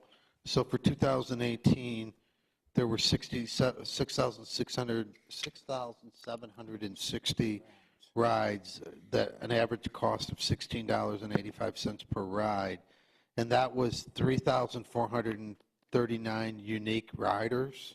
Correct. Cost per rider, okay. Right. So 3,439 people rode it for a total of 6,760 rides. So that is interesting. Wait, No, that are they doesn't unique? mean the rides No. are, it doesn't mean the riders are unique riders. They could be the same riders, 4 times a week. We think does there's that fewer mean than then? 50 people who are using this, From the What- township? You mean that are township So residents? that are township table, residents. Help me Okay. with the table, because, so the number of rides was 6,760, so that means, In a ride is one way. So if you look at the total riders, there's about 3,000, and then your number of rides is 6,700. So that rider went somewhere, and then that rider took the bus back. okay. So we So don't it's know. like a round trip. Yeah, we don't know how many unique riders there are. That would be a good thing to find out. I don't know If it's really less than 50, it should be easy to write their name down when they buy tokens. How much are the tokens? How much do they A dollar. And so the fare structure is, if you go locally in Plymouth Township, Plymouth City, it's $1. If you go to Canton, like Ford Road, Myers, all that kind of stuff, that's $3. And then if you go out to one of the outer lying medical centers like U of M or Providence Park, it's $10 round trip. Round trip? Yeah. Yeah. And how are those rides scheduled? Is it a group ride? Is it an individual ride? They do a combination of both. So if a senior wants a ride, say to a doctor's appointment, dentist, something like that, they call Friendship Station, and Kim Boyce, the director, will schedule a time. They also have pre-planned trips to, like, once a week they go to Kroger, on another day they go to Meijer, on another day they go to, several of the stores. The Kohl's seniors or like to Target. shop at, Kohl's, a lot of the Ford Road type of deals. And so they do a combination of both. And I also want to interject that we did sell a bus in 2018, and that was the handicap bus, which caused us a lot of maintenance costs. And so in its place, we've contracted with ABC Transportation to pick up any of our handicapped seniors that need to go to doctor's appointments and whatever. And so we budgeted, I think, $1,200 for that. It's included in the budget. Just a question about 2016 revenue. The fourth one down is a $49,000 Contribution? other local sources. What was that in 16? It's zero ever since. Others. Where are you? Maybe. Oh, are you? Was that the, 2016. Okay, I see. Was that the bus? Was that like the Wilcox Foundation? Yeah, we got donations for the bus. Oh. So that the newest bus that we have was totally paid for with donations. It was about $52,000. So that reflects the donation from either Wilcox Cox and United Way. United Way. Cindy, do you know if does the city get smart credits too? They get a smaller amount than we do. Every community think they that get is serviced 5,000. by SMART it's a federal regulation that they have to provide us a subsidy for senior transportation, even though we are not members of SMART, and it does not obligate us to join SMART at any point. If we wanted SMART to take over this bus service and provide the bus service, I am sure that then they would come to us and say, well, then you need to join SMART and be part of the regional system, which Plymouth Township has consistently rejected. Which is unfortunate, because businesses need workers, and workers need to take buses. Sometimes. No, we've been opted out since the 90s. I know. So Cindy, anything else on this? That's it, unless you have Okay. any more questions. Any other questions from the board? So we don't have a way to determine how many residents are, Well, okay, if you want to know we do keep track of, or Kim keeps track of if the rider is a city or township. yeah. Yeah. And now, I mean, with Trustee Kermey bringing that up, now that people have to buy these tokens, we'll talk to Kim and have her start writing down, who the people are and figuring out how many unique riders we do have.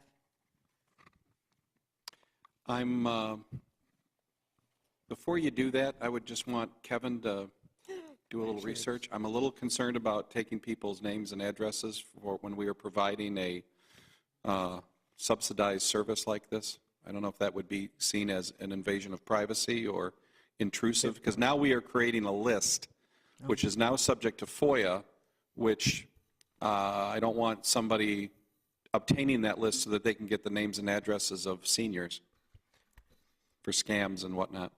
If there's case law that states under a FOIA request, names are subject to disclosure. However, addresses, dates of birth, telephone numbers are not subject to disclosure.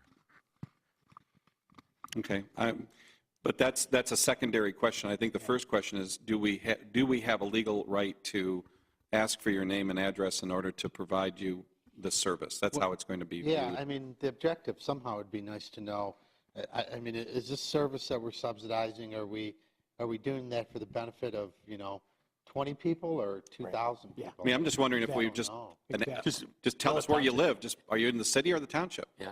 No, the question was the unique riders, though. Yeah. Because if, Mrs. Smith comes back every month and buys 20 tokens, Right. and she's the only rider, we're providing this whole thing for Mrs. Smith. Got it, okay.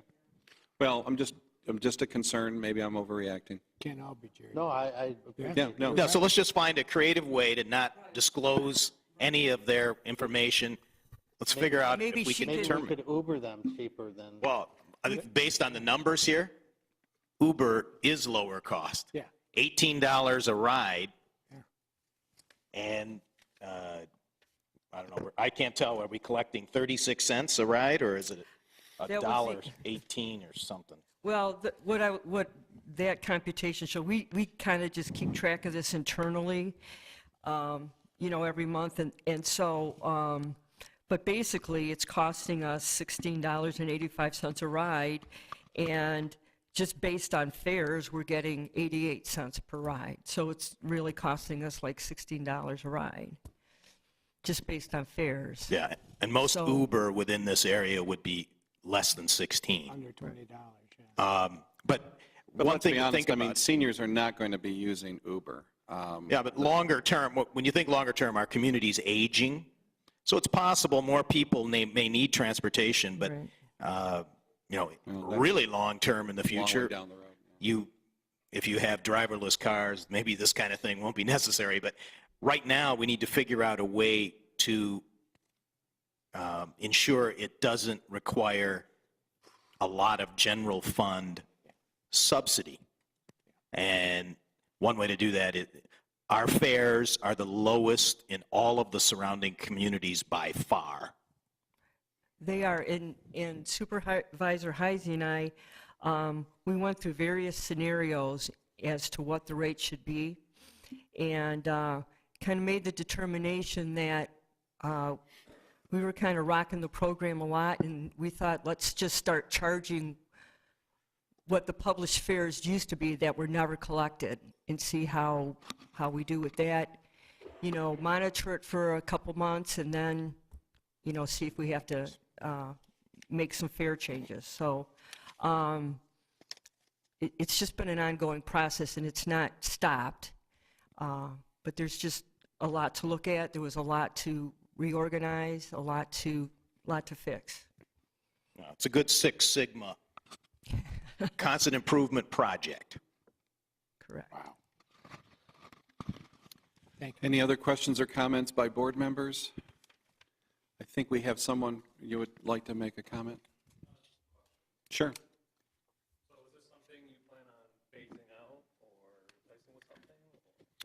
The question is whether we phase this out or replace it with something.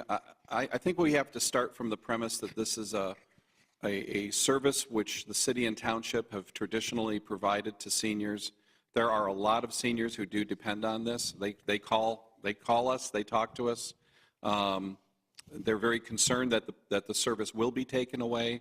I, for one, do not intend to take the service away, but we were always looking at ways to improve it, to increase value, to lower the costs, and that's what we've been doing for the last 2 years. So. Is there any reason why? Come to the mic, please, so we can hear you. Sorry. You might have to use that one. Hello? Yes. Okay. And is there any particular reasons why you don't allow smart? The township, Plymouth Township opted out of SMART many, many years ago, as has the city. So that's why you don't see SMART buses in Plymouth Township, but you also don't pay this tax to SMART for regional transit either. That's Okay, a policy so decision. There's a tax. Well, I mean, it's a policy decision that the board made many, many years ago. I was just curious. Yeah. I'd like to just say on the discontinuance question, open and transparent government would put this on the agenda and provide public notice and reach out to the users and say, we're evaluating, we have the agenda item on such and such a meeting date to discontinue this. That's not on the agenda tonight. And so hopefully if that ever does come up, there will be, and I'm sure there would be if it's this board, full notice of that so people would be an opportunity to be heard and an informed decision made. So that's not what's happening tonight. And it also goes to the SMART credits as well. The SMART credits are provided to us by a federal mandate. If we are to discontinue that service, then we find ourselves running afoul of the federal mandate as well, because we are supposed to provide that service. And historically, and I didn't want to go here tonight, but this historically was a service that was provided by the city of Plymouth. It was taken over by Plymouth Township either in 2015, I believe in 2015 or 2016, and moved from the cultural center over to Friendship. And that was a political decision that was made at the time, and it's another issue that we have inherited and that we are trying to fix. Okay. Ready for a motion? Yeah, sure. I move to approve the FY 2019 Charter Township of Plymouth Senior Transportation Fund Budget Resolution Number 2019-02-26-21. Motion's been made by Treasurer Clinton. Is there a second? Second. Second by Clerk Vorba. Mr. Clerk, please take the roll. Trustee Dorchevitz. Yes. Supervisor Heisey. Yes. Trustee Heitman. Yes. Clerk Vorba, yes. Treasurer Clinton. Yes. Trustee Kermy. Yes. Trustee Dempsey. Yes. Motion carries. Thank you very much. Next up is item F6. This is the Water and Sewer Fund budget. Finance Director Kushner is here at the table, and DPW Director Pat Felrath is going to give us an update. I think more so on the SAW grant issue rather than the nuts and bolts of the budget, Patrick. He's getting hooked up here. Hold on.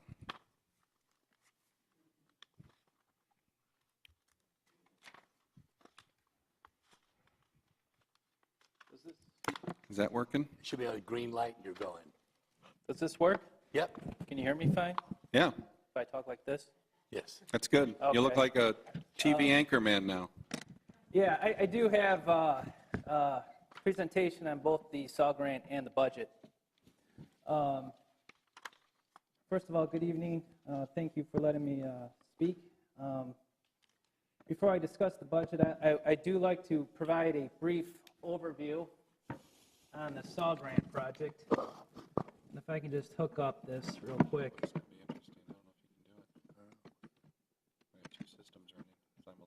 Yeah, I don't know. I don't think that's going to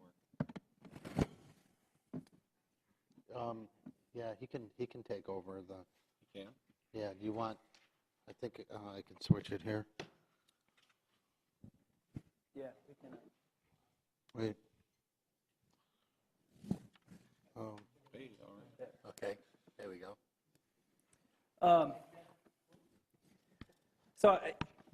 provide a real brief overview on the SAW grant since it was a project that was recently completed. But keep in mind, since it's such a big project and it's such a large cost and a large scope, this brief overview won't probably do it justice. So afterwards, if you want to contact me, I'm more than happy to meet with you one-on-one to go over the details and discuss it further.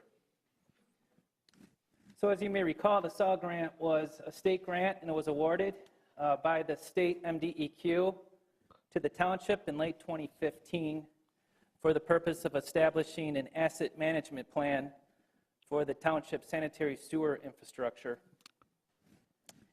And the asset management plan and all the work under the project was really focused on answering the 5 core questions of asset management. First, what is the current state of our assets? In other words, what do we own? Where is it located? What condition is it in? What's its remaining useful life? The second core question, what is our required level of service? In other words, what do our stakeholders require from us? What do the residents require? What do the regulators require? And how are we actually performing relative to those requirements? And 3 was which assets are critical to sustain performance. In other words, which assets are high priority assets? How do these assets fail? What's the probability of them failing? What are the consequences of them failing? How much does it cost to repair them? In other words, what are our top assets?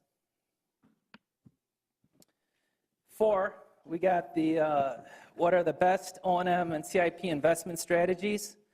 What management options exist? But more importantly, what options are feasible for us as a township?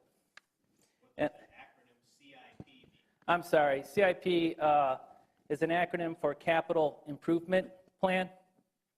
Those are the capital projects, investments. O&M stands for Operations and Maintenance. And the 5th core question is, what is our best long-term funding strategy?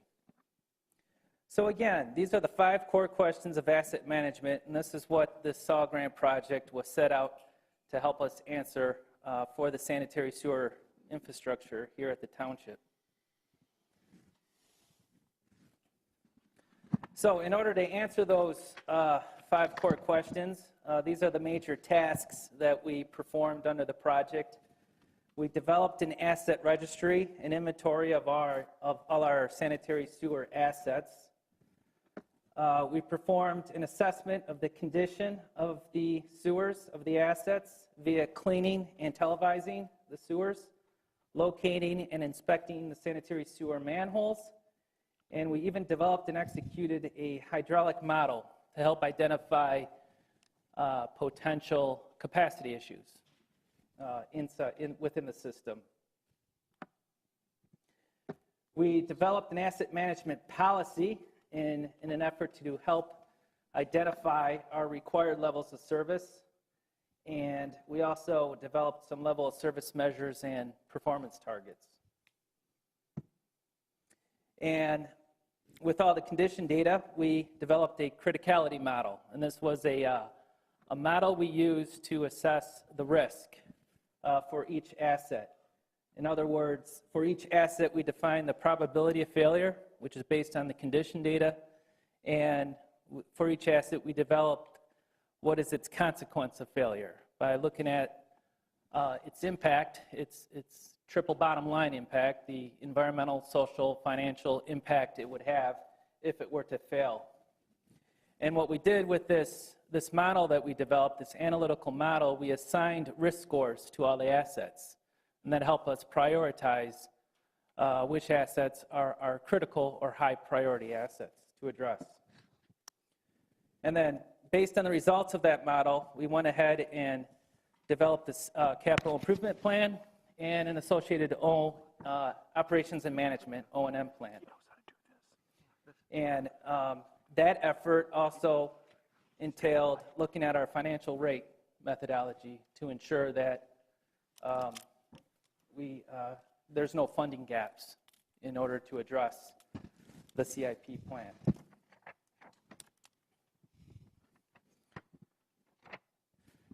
Going back to that criticality or that risk analytical model where we reviewed each asset, we did develop a priority map based on those results. And what we did for each sewer asset, we organized them into 5 priority levels. So level 1 is the high priority assets. These are the assets that are in bad condition that need to be renewed in the short term. And it went down to level 5, which are the low priority assets. These are the assets that have a low probability of failure, low consequence of failure. They're in good condition, and we don't need to renew them. At least in the short term, we can wait in the long term. And we went ahead and, like I said, and I think Treasurer mentioned the interactive map where we displayed the analytical results from that analytical model. And it looks something like this, where you can actually, this helps us dive into it more specifically. This is a Google Earth backdrop where every asset is, the data associated with that asset is plotted on this map here. And this is just giving you an example of the red is the high priority, orange is priority number 2, and blue is 3. So you can actually, this is the type of information that we generated. This is the type of information our field crew would have access to through the CityWorks that we recently purchased. So this is really helpful, and it helps us go ahead and take the next step, which is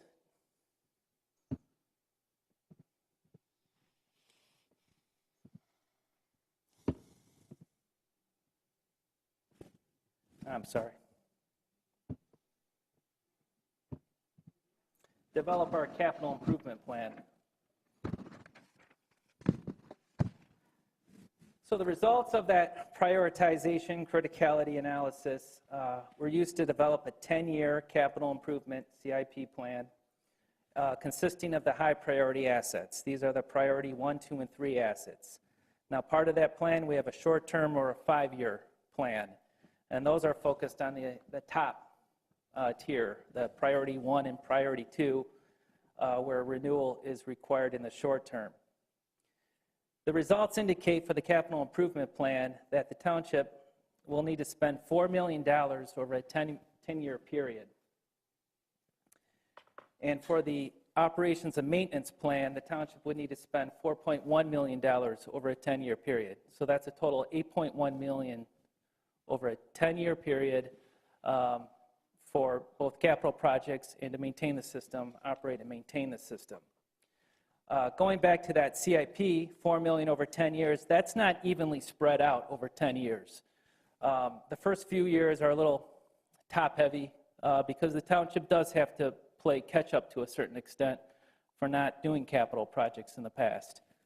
So the first year of the capital improvement plan is set out for next year, 2020, and we identified 9 capital projects with a total estimate of around $650,000. That would be the highest year of the 10 years. The following year, in 2021, 8 capital projects were identified with a total estimate around $500,000, $500,000. O&M, on the other hand, the costs are also not spread evenly across the 10-year period. But what's different with O&M is that the major costs come after year 5, and years 1 through 5 are lighter. For example, in 2020, again, next year is the first year of the O&M plan. We're looking at $180,000 for that year of conducting operations and maintenance.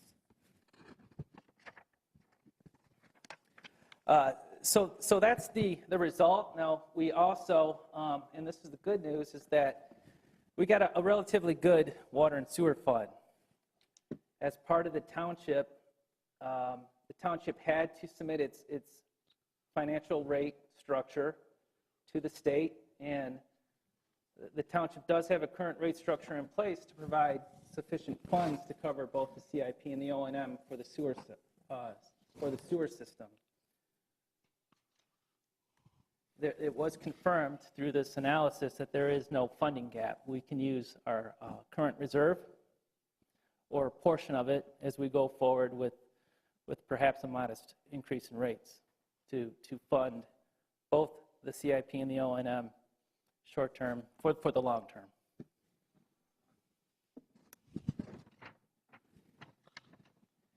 And so finally, if one considers all the benefits gained by the township for the price paid by the township, I think one would realize how very successful this project was, and it's likely, in my opinion, probably a once-in-a-lifetime opportunity offered by the state.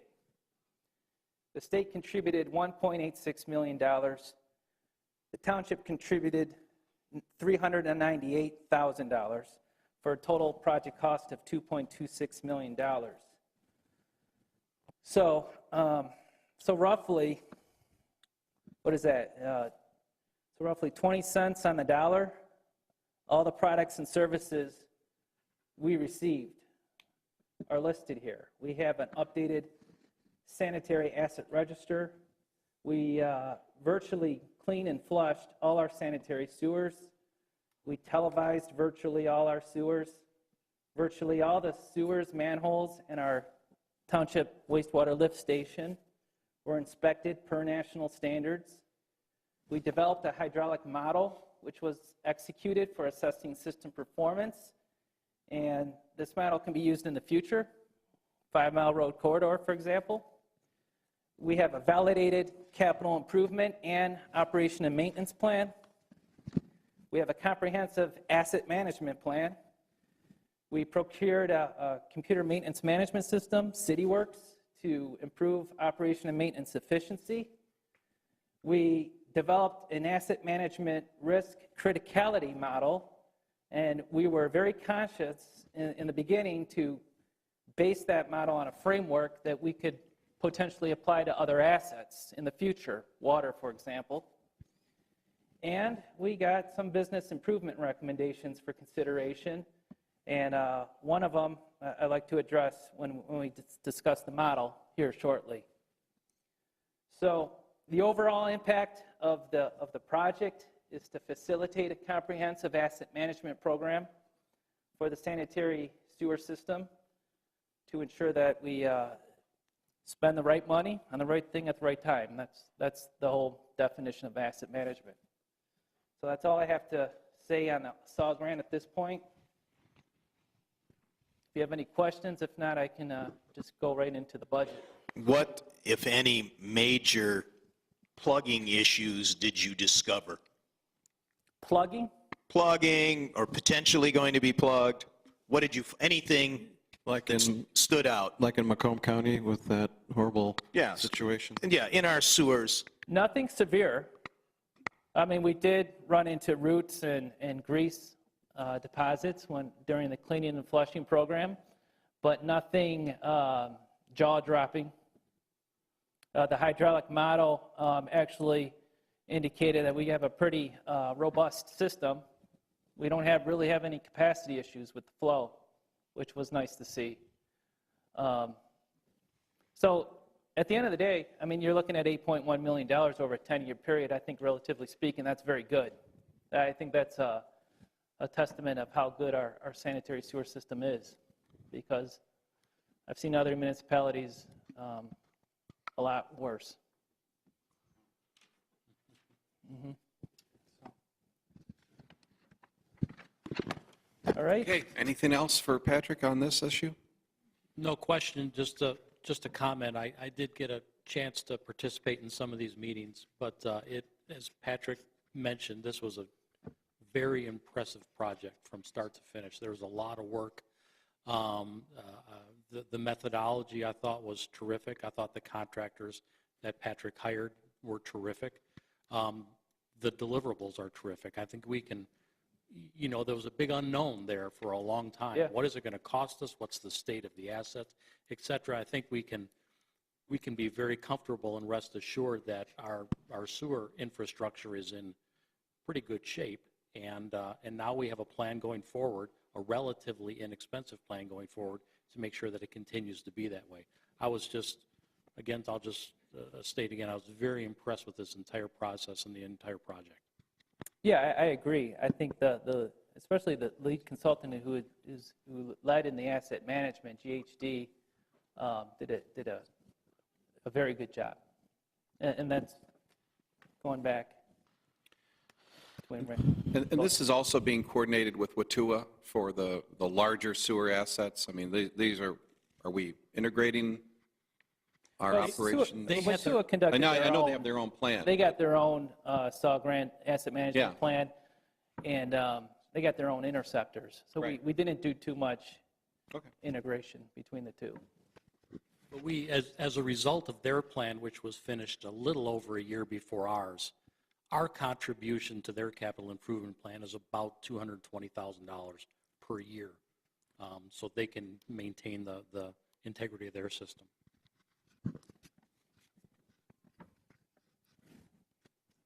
Okay, then.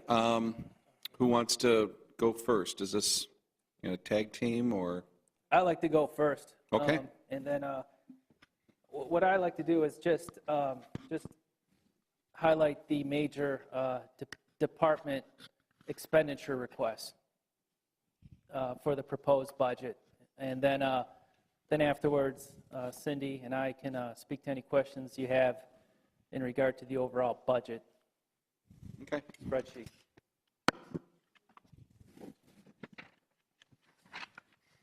So, in regard to the department requests under this proposed budget for this year, FY 2019, the first one is the DPW yard cleanout and regrade project. That's approximately $60,000, and it's included under the stormwater charge account. If you recall, this item was requested last year, but I think it was removed from the budget, and I believe it was removed due to the possible sale of the DPW building at the time. So as mentioned last year, this project is needed to both maintain the yard and to maintain compliance with our stormwater MS4 permit. There are stockpiles of accumulated debris, earth and materials, if you were to go out there, that need to be removed from site. And the yard needs to be regraded and covered with stone to address the ongoing drainage and space issues that we exist out there. Please coordinate that with me and before you do anything. Sure, absolutely. Yeah. And also the township engineer. Just make sure that we're staying within. Absolutely. I've already, yeah. We want to make sure that we stay within our lanes, literally. Yeah. Well, I mean, there is a purchase, there is going to be a buyer for the surrounding property, so we want to make sure that we stay in our area. Absolutely. Because, for example. I'm speaking specifically to the current yard that we're using. Right. The limits. Because, for example, the large pile of dirt that's in the southwest corner, that's going to be his responsibility. Yeah, and that wasn't part of the estimate. Okay, good. But let's talk before you do anything. Okay. Okay, the second item, the 5-yard dump truck. This is an annual request by the department. We have always included in the budget. I did it again this year, and I understand it was already removed from the budget per the supervisor. Why? Which is, admittedly, it is a large capital expense. It's $150,000. And, I understand the hesitation. I did not plan to dive into the details of the request again this year. I just listed it to know it was to make you aware. Let's just keep in mind that the township is using a older model dump truck, 1996. It's got some less than ideal features for DPW work. It's a gasoline-powered engine, and it's manual transmission, believe it or not. I've never seen a manual transmission 5-yard dump truck. But we do use it. and we intend to use it until it dies. It's just not the best truck to use when you're hauling heavy, wet slop, which we typically do. So that wasn't really what I wanted to get into tonight. What I wanted to get into was the staffing needs, the request for the budget. And just a real quick update on staffing, highlights of 2018. We did experience one retirement. Ann Wallace, our administrator / office manager, full-time, retired, and we did promote a internal admin assistant to the office manager position, Carol Martin, which I'm happy she's at the office manager, and she continues to be shared with the community development. So that's the highlight of 2018. For this year, I do have a staffing request, a high priority staffing request, and I'd like to request a full-time GIS technician at this time.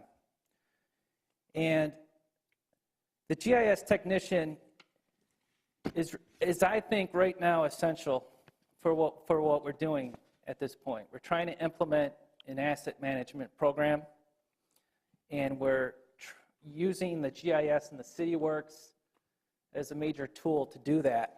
And also at the same time, we're trying to set a foundation to establish a similar plan for the water infrastructure. Okay, so. But if I okay, go ahead. could go on.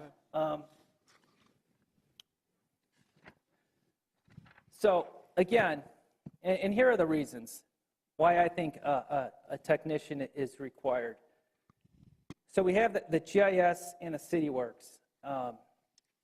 The CityWorks was recently acquired. We've had this existing GIS system. Going forward, these two systems will be used, how I see it, they're going to be used by everyone in the department, not just me and the foreman and the office manager and the part-time admin assistant, the full-time admin assistant, but all the field technicians, the field service technicians of the DPW will be using these systems every day, unlike what they're doing right now with the existing BSNA system. We got to remember that the CityWorks is embedded in the GIS, so the GIS is where the asset inventory and where all the data is being taken from. And as you can imagine, there's going to be a lot of moving parts to keep the system up and running, maintained and updated. To have an internal GIS person, he or she can provide timely technical assistance to the staff. He can ensure that the data that's being incorporated into the system is accurate and complete. He'll have a familiarity with our work processes and our workflows, which will help him make adjustments to the system. For example, he will be able to customize work templates, reporting. He can develop and update standards for data incorporation.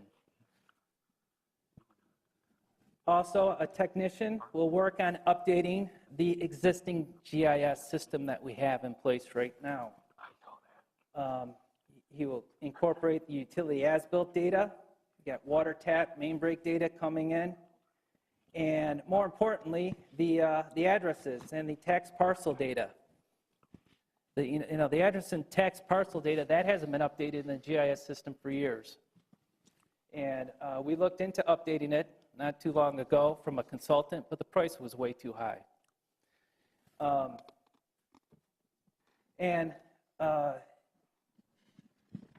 And also, of course, these systems, we're going to expect frequent software updates, upgrades, and releases, especially with CityWorks. And we also have periodic downloads that we have to take from the existing BSNA every now and then the address file into the CityWorks BSNA, the customer, water and sewer customer information. And the GIS technician can work as a liaison, of course, between the field, the administration, the IT staff, and he or she can provide training to users if and when we experience turnover within the department. Now, although I think we have enough work, this work alone can keep him busy full-time. There are other tasks that, in case to ease any doubts. With someone like this on board, he has technical background, technical assistance. So we have other projects that he can contribute to. For example, utility requests. Residents, contractors request utility plans and data all the time. These requests are almost always time sensitive. Most of these requests are received via the Michigan MISDIG system, where there's time constraints by law, sometimes as little as 3 hours to give them something. Right now, they're basically forwarded to SDA, not just for timing, but also because of that technical expertise. You got to be able to look at a blueprint, identify water and sewer lines, and how they conflict with the proposed area that's identified on these tickets. I'm sorry, you said they're forwarded today to which group? SDA, Spalding, Dedecker and Associates, our engineer. Okay. Even on a 3-hour basis, they have a 24-hour person? They have what are considered rush tickets in terms of emergencies, but they also have other types of tickets that you got to respond within 3 days, for example. Wow. The township will also be subject to MDEQ requirements this year, new requirements. We got the lead and copper rule and the cross connection control. Major, we're going to need to perform some work this year.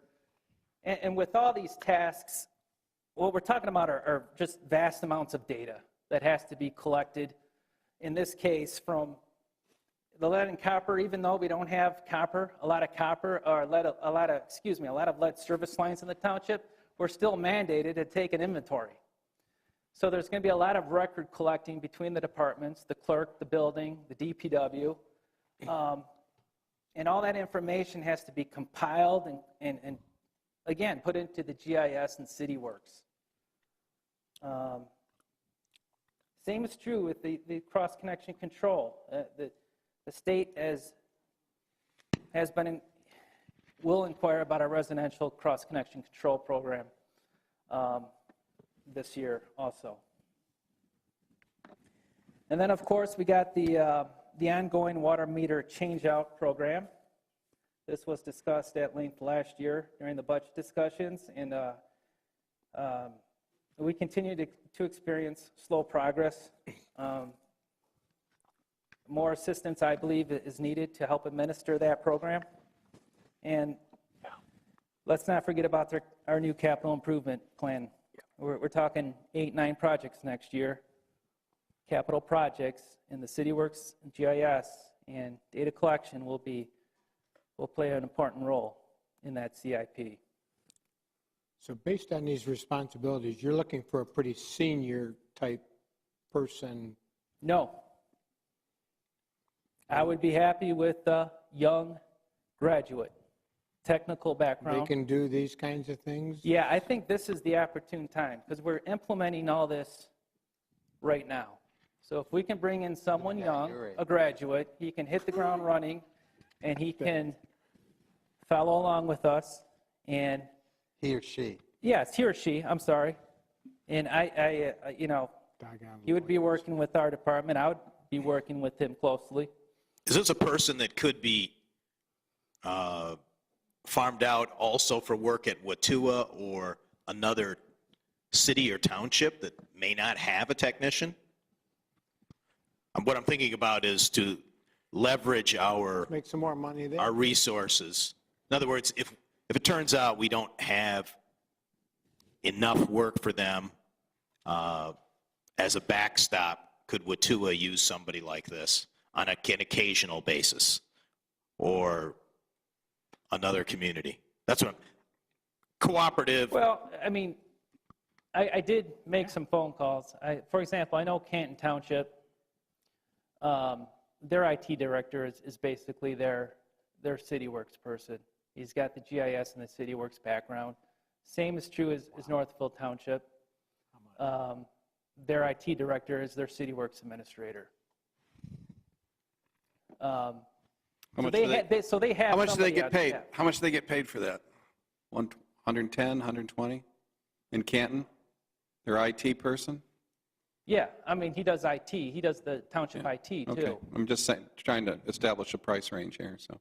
Right. So we're half the size, so I would assume it would be and like I said, I would be happy with a young graduate. What would a young graduate make for? We also hire older people too, just for the record. I understand. Well, he said he'd be happy with one. Yeah. Let's say he would be happy. Look Yeah, at senior. Although CityWorks and GIS are newer technologies, so I'm thinking on the young apple. old dogs and new tricks. Yeah, there you go. But so my original budget request, I was thinking somewhere in the ballpark of $40,000 to $50,000. 50,000. And you know, so I did put it in the budget. I think it was denied. It was edited. It was removed. And No, it wasn't removed. It was, I made it a part-time yes, position. you made it a part-time position. So what you're seeing right now in front of you, and Cindy, you can correct me if these numbers are wrong, but based on our discussion, the expenditure for this year is $12.5 million. That doesn't include a part-time GIS technician in there. It does not? It does. It does. It does. Can you find Part-time. Can you find somebody willing to work part-time that would have these skills A challenge. Well, in this economy? Probably somebody who can split their time with us in another community. Possibly. I mean, we had a college kid doing it up until now. This may be an independent person that may want to farm themselves out to multiple places. Is that what you're thinking? 1099 person? Yeah. Wouldn't be optimum to what he's looking for if the person is not dedicated to us. But The other issue too that people need to remember, and I don't know, and Pat and I have not had this discussion, so I don't want to. I'm not trying to blindside you, but our entire GIS platform needs to be upgraded completely. We have issues with assessing. We have issues in the clerk's office. We have issues in the fire department, police department. Virtually every department needs GIS in some way. You mean it's not updated currently, or the software is obsolete? It's not what it should be, Chuck. So, but we recognize that we need to upgrade it, and we need to make sure that it's current. So, data entry that has to be done? There's a lot of data entry. There's a lot of revamping of maps, Absolutely. maps, Well, that's addresses, data. Yeah, data. all of that stuff.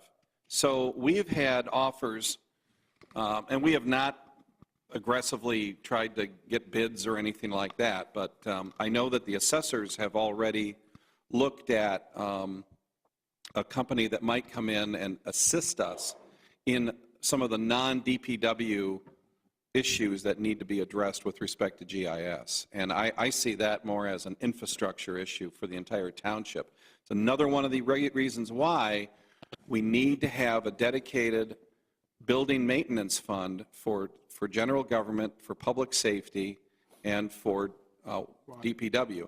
I still haven't seen that yet. So once we get that, then we could, I could see all departments chipping in to that whole GIS upgrade, and then we could fund it through that. And then down the road, then we would have a stable GIS system for all departments that would be continuously upgraded, and then we would we would also be able to accommodate the DPW stuff. But my recommendation was for a part-timer. Having a full-time staffer making 50 grand a year with probably an annual raise of 2.5%. I don't know if this is a union position. I don't know what the benefit package is going to look like, but that's a long-term commitment. And you know, we just restructured the department to have when Ann Wallace left, we did not fill that position. There was some substantial savings in doing that. If it's this board's desire to put a full-timer in there, that's fine. But well, yeah, let me try to understand, because the budget that's being proposed would result in a surplus this year, right, of $2.236 million. That's correct. So if we added back in $46,547 to make this full-time, it would go down to 2.1 million and change. Yes. And Yeah. That's the purpose of the slide. I think it's a great bang for your buck. To have, And this person, you would not, We make money here. they'd be in your department, but what I'm hearing you say is, if they were asked to do something for building or for treasurer's office or clerk's office, I'm sure you, sir, would not say, well, sorry, that person's working only for my department. What you've said is they're available to do other work for other parts of township government. well, one thing to keep in mind, when we get requests from other departments, the reason why we can't do that is because we don't have updated data in the GIS. For example, the tax parcel ID, the addresses, customer addresses, they're not in the GIS. Now I'd like to have that for the water side. But if we put that in the GIS, then obviously that's a benefit to the other departments when they do request a map of some type. So that's a yes answer, that you would make that person available. We would. Okay. Top priority be water and sewer, in my department. It's getting late. Do we need to decide this tonight? yes. Yeah, we really do. We need For this person? Well, my recommendation is for a part-timer. Again, the budget, you can amend it as you wish right now, but it's pretty much speaks for itself. I didn't know we were going to turn this into a meeting tonight about hiring somebody, but I guess that's where we're headed. Well, we can take it to another meeting. We can approve the budget tonight as is. I think a GIS person, some type of synergy, either with other communities, other departments. I think we're in the sweet spot time to do this, so we need to do something, I think. And the water budget has enough potential for revenue. Let's say you have a dry year, you'll easily exceed your revenue budget because people will be watering lawns a lot and things like that. But yeah, I really think we need to explore this more quickly.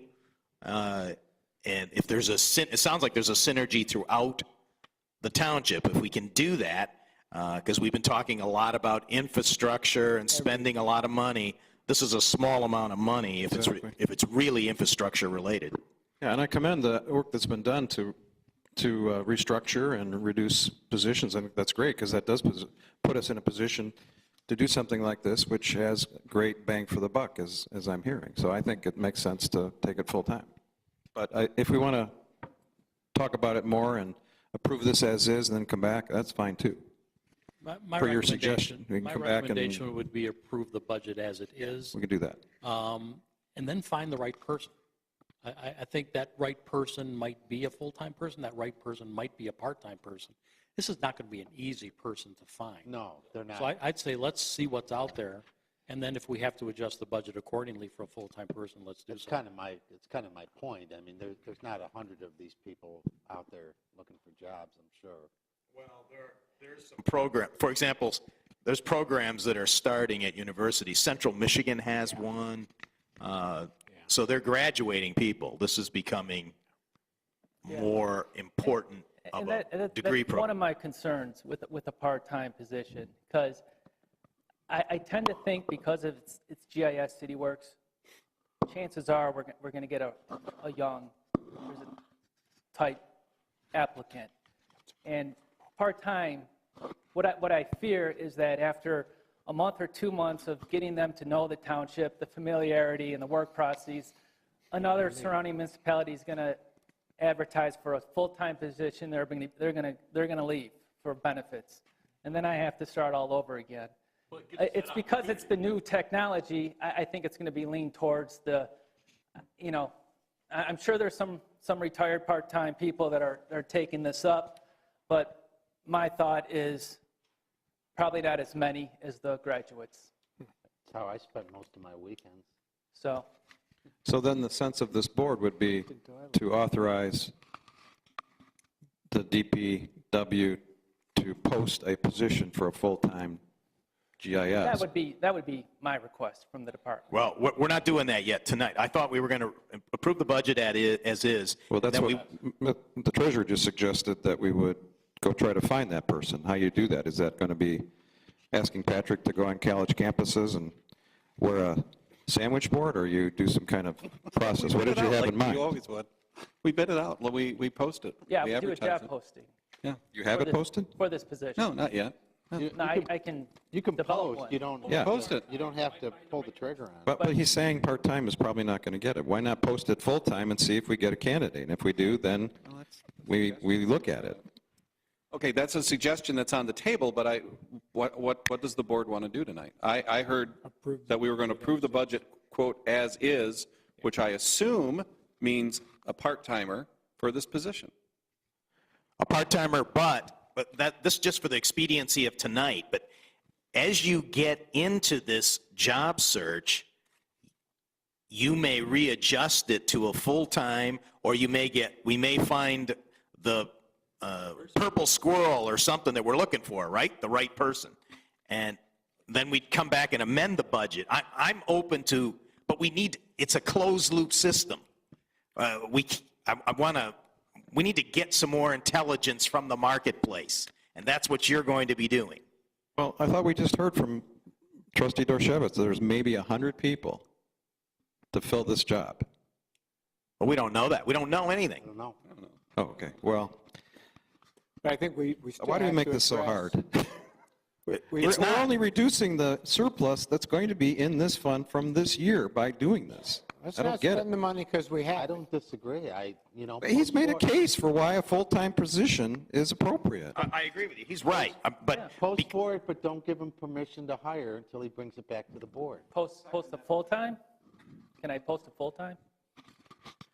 I'm just saying, well, Kurt said he wanted to go back and look at what other departments need this work. So I think we're going to have to bring somebody in outside of the water and sewer world to revamp our whole GIS Absolutely. system. It's going to cost at least $150,000. But that should be charged to all departments. This, we're talking really two separate things. We're talking about hiring somebody. My recommendation, and again, I'm going to sleep fine tonight if I ever get home, but it's, if you want to hire a full-time person tonight out of this budget, then go for it. I think it's overkill. I think you're hiring somebody who, I think once they're done with their regular GIS work, it's going to be regular maintenance, and then you're basically looking at a full-time DPW person who is going to be working in the front office. Yeah. And it's Ann Wallace all over again, But he disagrees with that. So let's. No, obviously he does. So let's that's why we spent the last hour going over this. I say we approve the budget tonight as is, but I want this back once you get some more intelligence, Patrick. What are you looking for? Market intelligence. Market what intelligence. type of intelligence do you want? Hiring, business. When you go to hire people. You want to bring in the CityWorks representative contact? He strongly encourages, and he. Well, sure he does. It's not his money. So as you need to get the intelligence is what I'm talking about, and then bring it to us in an executive summary and see what you found. Yeah. I think that we could go to a full-timer. It's possible. You're going to get some information. But let's, as usual, I don't like to be in a hurry to spend money. Let's do the homework. So let's do some homework. I think it's easy. I think you've done most of it. And it starts with posting for a part-time position. See what happens. And then, do we use recruiters here at all? No, we can't afford it. We use different, online services and the Michigan Municipal League, Michigan Township Okay, well then we need to, Association. Patrick, we need to find out from the city works person which universities have good programs in Michigan or Ohio. And, that's part of the gathering. That's what an executive recruiter does, gets the information and see who's there. But I think this is a good idea to have a full-time person. But I need more information to be certain 100%. It's kind of like financing the fire truck. It doesn't mean we disagree with it. It's we need to make a good business decision. And I'm all for that. If you can be more specific with what you're looking for, send me an email. I'll call you up. I'll come see you or something. Tell me what you're looking for. I'll help you with it. I'll help you do it. Absolutely. Okay. Thank you. So what about the rest of the budget? Well, now we can talk about the rest of the budget. Yep. Okay, so that's another hour. You can start with by telling us what the assumptions are, water rate increase and all that Yep, stuff. okay. I got this. In fact, we probably should put them as a memo on here. I'm thinking we should, how long is this going to take? A while. Hopefully not long. Going to take an hour? It might. We've spent an hour on one item, so what's the rest of it going to take? Well, if we understand that this is the budget and we are not setting water rates today, perhaps it won't take as long. I could go through the assumptions, I could go through the highlights, and or I could come back and do it another week. What do you want to do? We're not going to set rates today, though. Just be sure of that. Setting rates is a huge. Right, Yeah, which we do that later in the the summer, year. and Mark usually does a big presentation in July.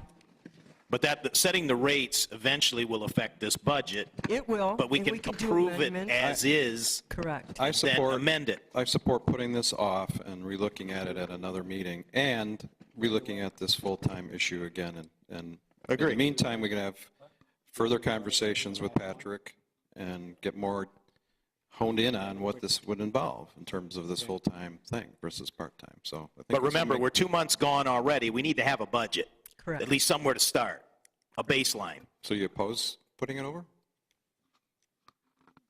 I say we move, and I move that we move this to the March 12th meeting. You got time? Okay, so that doesn't create any problems on the accounting and finance side? No, but this is an enterprise fund, so this one isn't like the special revenue and general funds that have to be done by the end of the year. All right, so motion's been made. Is there a second? Okay, we're going to postpone this to the March 12th meeting. Motion's been made and seconded. All those in favor signify by saying aye. Aye. Opposed? Okay. We still have one more item tonight, and that is the annual right-of-way resolution agreement with Wayne County. We do this every year. The county always wants us to do a indemnification agreement, which we always oppose, and Kevin always attaches a letter, and we go on our way. Well, I need a motion. That would be a very unique motion, but I need a motion. Mr. Supervisor. I'll give it to you. Okay. Okay, Chuck. Let me read it to you. I move to approve, first of all, as long as we don't have any, Patrick, you don't have any objections to this, it's strictly legal? Even, your name is on it, but, so you have no comments? It's the same motion. Okay, same old. All right. Same as last year, yeah. Here goes.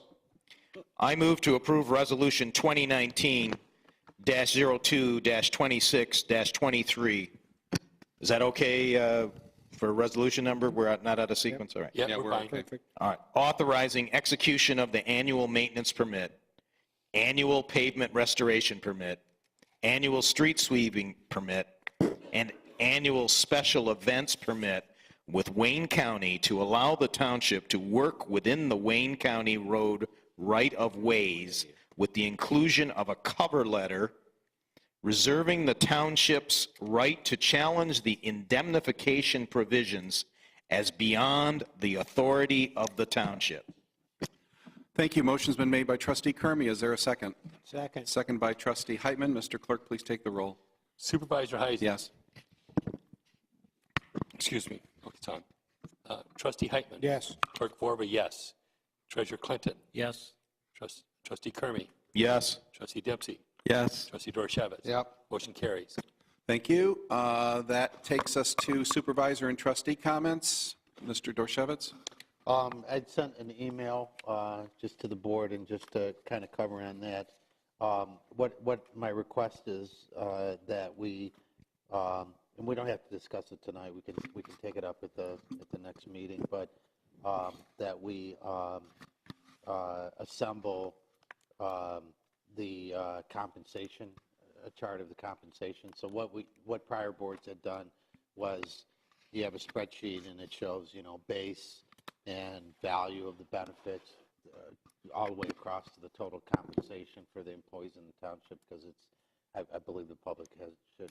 You're talking about for the non-represented or everybody? Everybody. Oh, all right. Yeah. What did people get paid last year? So you might have representatives that. The fire will be the complex one because you have Kelly pay and 604 and all that stuff. Yeah, it was a spreadsheet. It was, for years, it was published out on the township website. The last version that's on the website is from 2010. No, it was done after that. No, okay, I'm not doubting you. I just don't see it. So what's your point? What's my point? Yeah, I think it's the public should have a. No, I don't want to argue the issue. I mean, I think we should have this discussion maybe at our study session next week. Is that okay?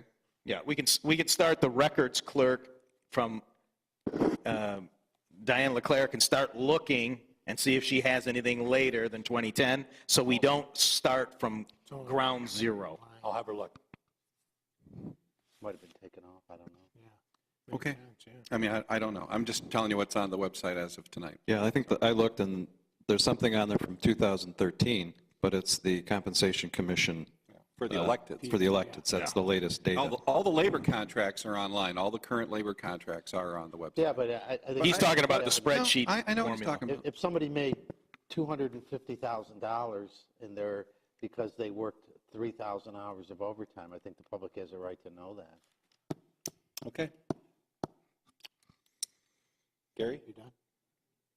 I'm all set, thank you. Jerry? I am all set. I'm all set. Mark? I'm all set. Oh, what about Shimmy Shack? Chuck? I'm not set. Sorry. Jerry, tax abatements, we used to require an annual report from those that get tax abatements. Are we receiving them, and where can I look at them? And those who haven't sent them in need to be reminded. Right, okay. Not tonight, you don't have to do it, but eventually I'd like an update on where we're doing on the Wautua City of Plymouth separation of flows. Okay. We're 2 years into that. I'd like to know where we're at. The cathode corrosion protection system, where you said we didn't get any quotes. I don't know what we're doing with it, but I recommend that we send out the proposal to the contractors that we think can do it, because maybe they're not looking at stuff that's in the newspaper. Maybe you've already done that. I think Pat's already done that. Okay, good. And to avoid long meetings, recycle, we're going to talk about recycle data tomorrow or next week? Yeah. Okay. I talked with Sarah. We're just talking about it, though. We're not going to make any Right, but decisions. I gave her some questions that I think we need to get answered so that we can talk intelligently, other than GFL, just saying, hey, we want a 100% increase. We need data, like, how many, how unclean is Plymouth Township recycling? Or are they just lumping us in? What are other communities doing? Are other communities rolling over? Of course, what does our contract say? It's $2.12 now, and they want another $2.10. But can we make them stick with it? Hold on. I've asked Kevin Bennett to go through the contract. Right. And see if there's we don't need to answer this now. in there. And then Conference of Western Wayne has also put a committee together that's studying the issue. Every community is doing it differently. So. All right, well, we can lunch off them instead of starting at ground zero. Yeah, that's what we're doing. Cross-connect billing on the water bills, is that working? And are we keeping up with it? We're recovering our costs. Okay, because that's related to water and sewer. Okay? Excellent. All right, any comments or questions from the public? Very good. I need a motion to adjourn. Mr. Supervisor, Mr. I move Heitman? we adjourn at 10:21. Okay, motion made by Trustee Heitman, seconded by Clerk Vorba. All those in favor signify by saying aye. Aye. Aye. We are adjourned. Good.